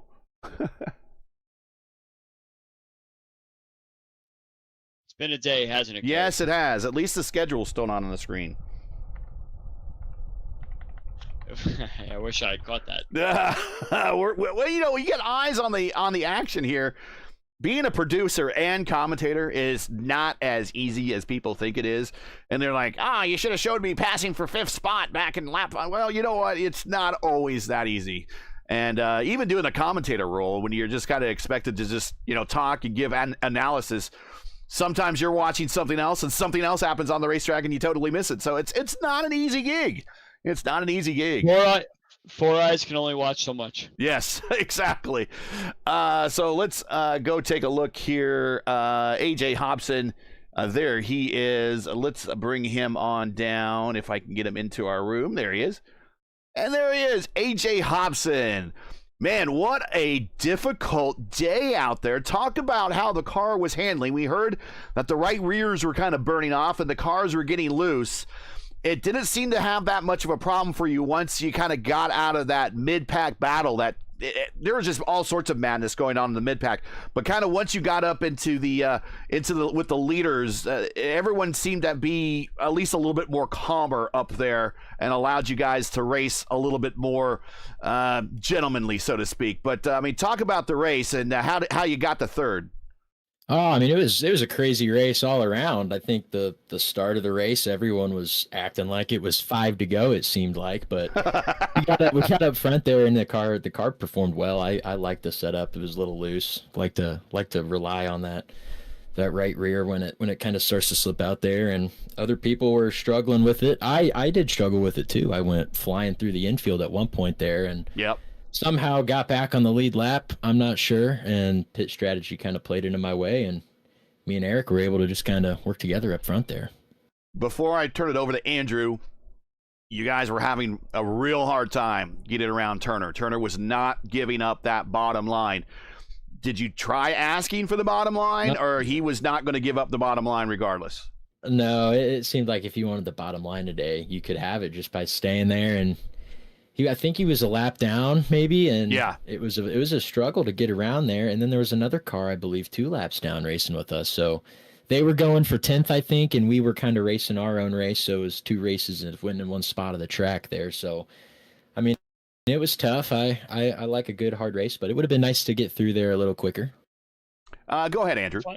Did you find that it was next to impossible to get a run on someone that was hugging that white line on the bottom? Was there any sort of situation where you could try and wear their right front out or do anything to kind of pinch them a little bit to try and get some advantage? Or did you kind of feel like if you were on the outside, that was pretty much where you were going to stay?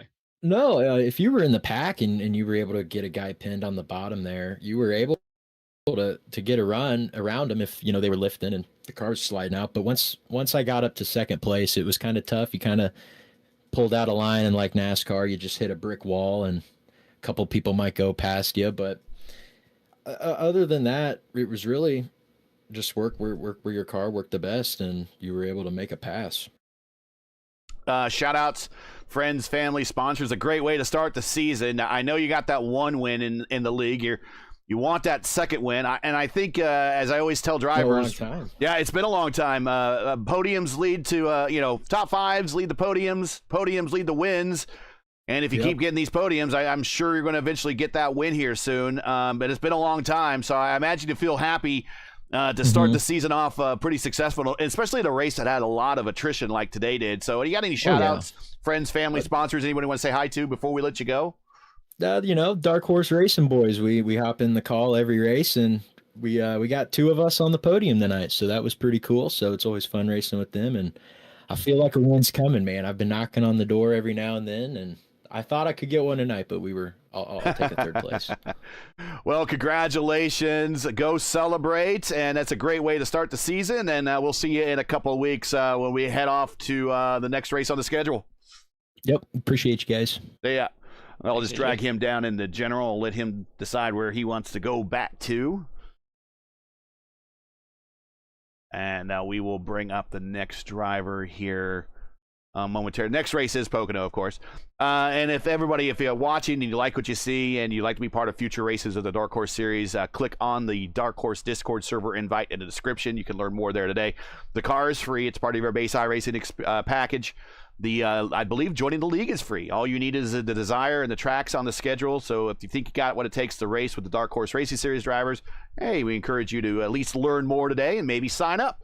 Let's bring down Mark Murphy, and there we go. Boom, Mark.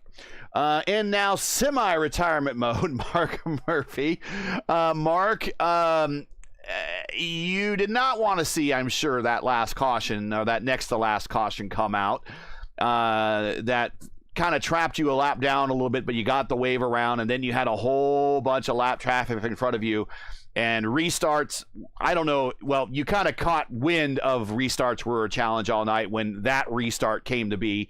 Most of the restarts were happening behind you, and you were just taking off and not really seeing what's happening behind you. But restarts were kind of an issue all night. And once again, a restart really right off the bat dropped you from, 3 or so cars back from the leaders to 2.5 seconds and 3 cars behind the leader. It's got to be pretty frustrating considering you were up front all day and led a bulk of this race.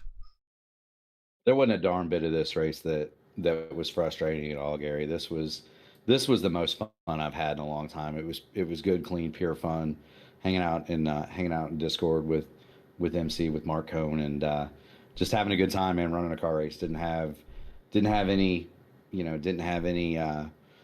team pressure. Didn't have any series pressure. Just driving as hard as I could, man. And I made that clean pit stop. I made the clean pit stop, which was going to be my last stop.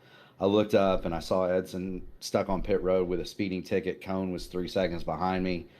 And I said, man, if this thing stays green, I got this baby in the bag. Because we were reeling in, Schaus and Hobson like 2 or 3 tenths a lap. I mean, they were going to be buried, and we knew they were going to have to stop. I knew they were going to have to stop, and I figured they were probably going to have to get a splash of gas or something. Yeah. But even just a splash, it was over because their tires were worn out and their sliding over.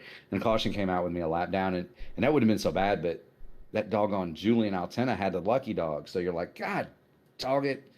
And so then we get to come back up through there with old tires, and poor Cone got collected, and I hate that for him. But that race, I said it in the Discord, that race was at the end was wild up front, and it was fun as hell. And gee, I'm here for it, man. That was a ton of fun. I kind of tested it out. I knew I could get to second. There was no way you were going to pass the guy on the bottom, or the guy that held the bottom. So I knew I could get to second, and I loaded one up on the white flag lap and got myself to second, but there was no way you were going to pass Schaus, and kudos to him. And, I mean, other than the Dark Horse 2000, I don't think I've ever seriously, I've won in the series, but I don't think I've ever run a series of these full time. So I'm here for it, and we're going to have a good time on Sunday night, man. Go ahead, Andrew. So you raced a lot of that race up in the lead there, and then you kind of fell back into the pack a little bit. So talk about the differences in this car in particular, of how you work with people around you to try and get some spots back, do a little bit of swap drafting, and how difficult that may be compared to just kind of leading the pack. I'm just a broadcaster now, Andrew. I don't know nothing. That's a quick answer. I like that.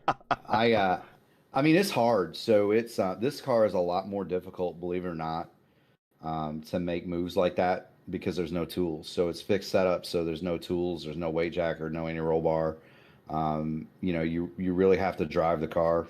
Tonight, the car was very, very, very, very loose, and so you had to, if you were going to hold the bottom, or you were going to go by people at speed, you had to hold a pretty wheel. And the other thing that's a little bit different, you would think with the Kardashians and the 19-foot wide billboard behind the friggin' car that they would be easier to draft, but the draft envelope in these things is about half of what it is on the IR18. It's like 6 or 7 tenths of a second, and you don't get near the suck either. So you really have to plan your moves out Kind of the flip side of that is dirty air doesn't really affect it. Dirty air doesn't really affect it nearly as bad. And again, you can probably thank the parachute on the back and the giant barn doors on the front of the thing, but it doesn't affect it near as bad. We also don't. These cars also don't have the hole in the floor, do they? Do they have the hole in the floor? I don't think they do. I I don't think they tell. do. Nope. I No, they mean, don't. it's so you got a ton more downforce, and you got a ton more you got a ton more overbody and a ton more underbody downforce. I think the tunnels might be bigger too. So it's the dirty air isn't near as bad, but the suck isn't near as hard, and you don't have any tools, and you really got to play with your right foot. And I mean, I was having a blast out there. You could tell people were getting loose behind me, and I'm like, yeah, go ahead, burn that right rear off, baby. I'm happy as I clam up here leading this thing and cracking the throttle to about 90% through the corners and saving my right rear. And everybody's, oh, I'm so loose off the corner. I said, man, I don't know what you're talking about. And they're saying, well, my fronts are this and my rear's that. And I said, man, my right front, my right rear are exactly the same, and I'm outrunning you clowns. What's going on? But no, I mean, I was out there having fun, man. Gary, I hope you're hearing the fun, because I ain't had fun in a while, and I hope you're hearing the fun in my voice. Well, it's a good start to the season. You might have been the only guy out there having fun, but at least someone did. Shout out to any friends, family, sponsors you want to say hi to before we let you go. Got a big week of racing coming up. I know you got ahead of you. Yeah, I mean, shout out to everybody in the Alliance and all of our partners in the Alliance Racing. We got a big week of going fast around the rectangle between Columbus and St. Louis, and so I'm here for it, man. That's going to be a heck of a good time. Trying to find speed at Indy is the biggest challenge that you'll ever undertake in the sim, and so I'm here for it, and I'm happy to be in the foxhole with those guys. Shout out to P1 Broadcasting, Gary. You turned me from a racer to a broadcaster, and I definitely got the face for a radio, and thankfully the helmet's got Burt Reynolds' face on it instead of mine, so nobody got to look at my face. But definitely appreciate you, P1 Broadcasting, and all of my broadcasting partners. You, Andrew, Ryan Eric King, if the Rex out there watching, love you too, man. Sam Crow. I have a blast doing those races, and it's a ton of fun. Charles Teed said that my car was the prettiest car under the lights, and that's because of Andy Dunwoody and Black Magic Studios and everybody over there. If you want to look him up on Facebook, Discord, get you a paint worth 2/10. He'll fix you right up. And that thing does look pretty, doesn't it, Gary? It's got all looks chrome nice and shiny. Yep. It's all chrome and red, white, and blue, and it's a shame we couldn't brought it home in first, but I like it. Shout out to I'd like to thank Admin Box. It's race control at the touch of a button. Donald Fisher and his group are awesome people, and if you're a race controller and you do a ton of you do iRacing race control, call up Fish and get yourself one of the button boxes that's made for that. It's you won't regret that decision. They're pricey, but they're awesome. And I'll tell you what, Gary, Andrew called the Dark Horse Series, and that was me and Schaus. And now I've kind of turned. So he was in my native car. Now I've come to his. So I'm gonna figure a way to beat that guy. But I don't know, man. I'm just gonna keep going fast and having fun, and maybe I'll let Wood drive my car and I'll come in the booth and broadcast. It'd probably turn out better. All right, relax.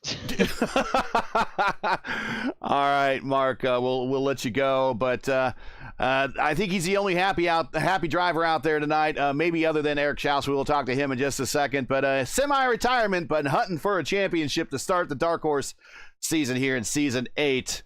Congrats, and we'll catch you at the next one. Go ahead. I gotta say it one more time. Eric Schaus and AJ Hobson. That was a hell of a fun race at the end. That was wild, and it was great, and I'm here for it. And if you didn't like that automobile race, I can't help you. That was so much fun, Gary. So much fun. Thanks, Schaus, for me. All right. Let's go find Mr. Schaus here. Probably wondering, when the heck am I going to talk? But, Murph likes to talk. But let's bring down Eric here. If I can get him in. There we go. Sorry, Eric. We had to talk to Murph first. Murph likes to talk, but He did say he had a fun time tonight, and he might have been, and you and he might have been the only two kind of that were only having fun. Now, we watched you not having fun at points during this race, especially getting caught behind lap traffic. But that really seemed to work out for you and AJ as the caution kind of fell at the right time and you guys cycled up to the lead. Then you go to pit road and you resume the lead, and that really helped a great deal to clinch that win between and the challenge between you two. Now, Mark got into it at the end there, but a great way to start off the defense of your championship. A lot of people forget season 7 seemed like forever and an age ago. You are the defending champion, so that's in true Alex Palou style, getting a win to start your defense of your championship can't get much better than that. Yeah, certainly. That was a great start to the race. Yeah, I think going off strategy got us the win today. I think that's also what got AJ the podium, so I was happy to see both of us up there. We did get some luck with the caution that came out. And like you said, I was having a ton of fun, except for when I was behind those lap cars. I was really trying to get them to leapfrog with me, and they did not want to do it. So we just kind of had to sit and wait. But that caution came out and saved us. So it's a good race. Go ahead, Andrew. Yeah, you kind of answered my question, but I'll ask it a different way. When you're out there and you're trying to find people to leapfrog with, how exactly do you manage to say, "Hey, work with me," or how do you get them to say, "Hey, work with me," and not just, "Okay, well, you're just gonna plant yourself on the bottom. I want to plant myself on the bottom and lead the pack," sort of thing. Like, is there a signal or something that you use to say that you need to start the leapfrog process, or is it just kind of luck, like finding the right person out there that knows how to do it? That's a good question, and if there is a way to do it, I hope somebody tells me, because so, when it was 2 lap cars and me and AJ. AJ and I were in the Discord together, so we were communicating, trying to find a way, coordinating, trying to find a way around this lap car so that we could then get past him and start leapfrogging. I got on the radio to see if he would cooperate, and either he didn't hear me or just wanted to run the bottom line. So I think I eventually got around him briefly, but I may have crossed the bottom line. I didn't go back to check, but I gave him back the spot. And then from there, I think the only way I got around him was through pitting or something like that. It's very easy to see your I guess body language is the way to put it, of like, okay, like, move. I need to be the lead car here, and I need you to work with me and find a way that we can get some spots back. So I guess it's more of kind of, if it's not an actual verbal thing, it's kind of how I put my car and make it seem like I'm trying to work with you, and we need to move faster than just putting one car on the bottom line and holding everyone up behind. Yeah, once AJ and I got past them, I think we must have gotten past at some point. But then at that point, they just watched us leapfrog. So I don't know if they didn't quite see the opportunity of leapfrogging beforehand, because if they had caught the lead pack, they could have maybe got their laps back. But I don't know, it worked out. Shout outs, friends, family, sponsors. What a way to start the defense of the championship. Big win here at Kansas in a race that was very tough. And again, not a lot of happy drivers out there, but maybe Murph, maybe you, and that's about it. Yeah, shout out to Murph, great racing. As well with AJ, good teamwork. I'm glad we both got a podium there. Shout out to you guys in the booth. We appreciate you broadcasting this stuff. And shout out to Dark Horse and the admins that put this on, and anybody else out there watching. We appreciate it. Well, congratulations, and we'll catch you in a couple of weeks when we head to Pocono. Great. Thanks, gentlemen. Thanks, Eric. Andrew, a bit of a rough race, but we made it through, and it turned out. Yeah.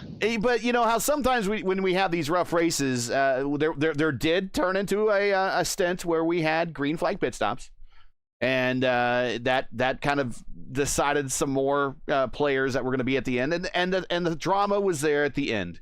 We had a genuine drag race to the end between 3 drivers. And our defending series champion has the leg up on everyone and gets the big win in the first race of the season for his defense of his championship.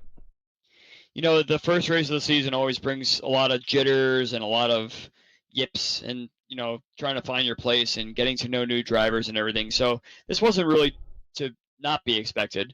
Wish it was a little bit cleaner, but I'm sure it'll clean up in future races here. And really, you're just trying to find your place and the best thing you could do is just run the best race you can and see what you need to improve and how much you can improve over the season. And that's really all you need to get yourself kind of cemented into a league situation. So hopefully we have some good turnouts in future races, and we can see some cleaner and better racing. Yeah, it was a great turnout tonight, and I hope that some of the shortcomings on the restarts people forgive and at least come back for a couple different more tries, because racing at Pocono in these cars is entirely different than what we saw here tonight with these cars even with the IR18 here at Kansas. I mean, there's going to be a draft race even in these conditions, but the way that Pocono is designed, it's not going to be a draft race. It's not going to be a pack race at Pocono in these cars. It's going to be a little bit more spread out, and you could bring your skill to the table at Pocono. A little less so here is just getting to the leader and kind of tacking on to somebody kind of pulls you forward. Pocono, you got to use that skill a lot more than you do here, right?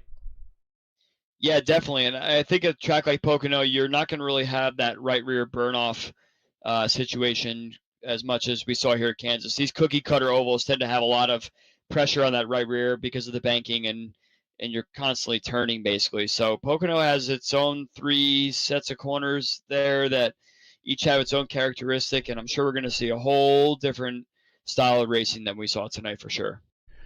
And again, it's the first race for us this season. We got to learn new names, new liveries, and I got to remember to turn certain overlays off. So again, apologize about that. That's why I'm not showing the schedule anymore. But the schedule is on the Dark Horse Discord. If you want to catch that again, I'll do everyone a favor and not bring that graphic back up. But let's get on out of here. Give everyone the remainder of their weekends back. That's it for today. Once again, your podium here for Kansas Speedway for the joy of driving 225 is our defending series champion, Eric Schaus, getting the win by the slimmest of margins over Mark Murphy and AJ Hobson. That is your podium. Join Andrew and myself again in 2 weeks for round 2 of the Dark Horse Racing Series as the teams and drivers head to the tricky triangle in Pennsylvania, Pocono Raceway for the Watchman 250. Coverage begins around 8 o'clock p.m. Eastern time. Again, that's 8:00 p.m. Eastern. Remember, it's a new season, so as always, you can find everything you need for the correct time in your area right here at YouTube at youtube.com/@P1 Broadcasting. Now, as you know, the YouTube algorithm game's not easy, so please help support P1 with the weekly grind. Leave a comment below. Let us know your thought on tonight's race. And if you enjoyed tonight's coverage, support us by smashing like in the video. If you're new, click subscribe. And while you're at it, hit the bell for weekly reminders so don't miss out on more of P1's other iRacing programming, including our open wheel doubleheader Monday. Join Murph and Clindy for the iRacing IndyCar Open Series at 8 p.m. and stick around after for myself and LGN with the Sim Gaming Expo ISRA Open Wheel Series at 9:35 p.m. If you like iRacing IndyCar racing, then make P1 your YouTube home on Monday nights. Dark Horse Racing Series is presented by The Joy of Driving. Looking for entertaining sim racing content?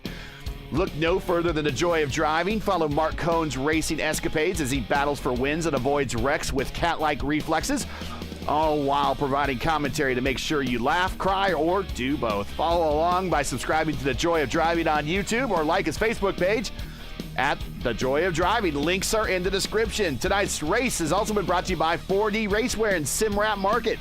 Check out 4D Racewear's line of made-for-sim racing gloves, shoes, and apparel. Visit them today at 4dracewear.com or click on the link in the description. SimWrap Market is your go-to source for iRacing paint schemes and broadcast resources. From clean base liveries to pro-level design assets, SimWrap Market has everything you need to build your brand on track. They also offer high-quality track cam packs to give your streams and replays that polished cinematic look. Visit simwrapmarket.com, download, customize, race.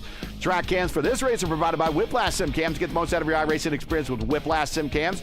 To learn more about Whiplash, like them on Facebook or follow them on X and Instagram. The links are in the description. For business or inquiries to learn more about P1 and what we do, like us on Facebook. You can follow us on X and Instagram. You can follow all of our social links on Linktree.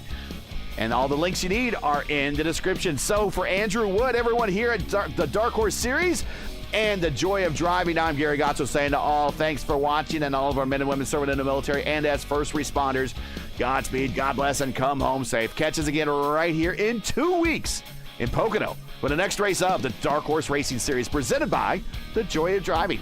It's all on P1. Good night.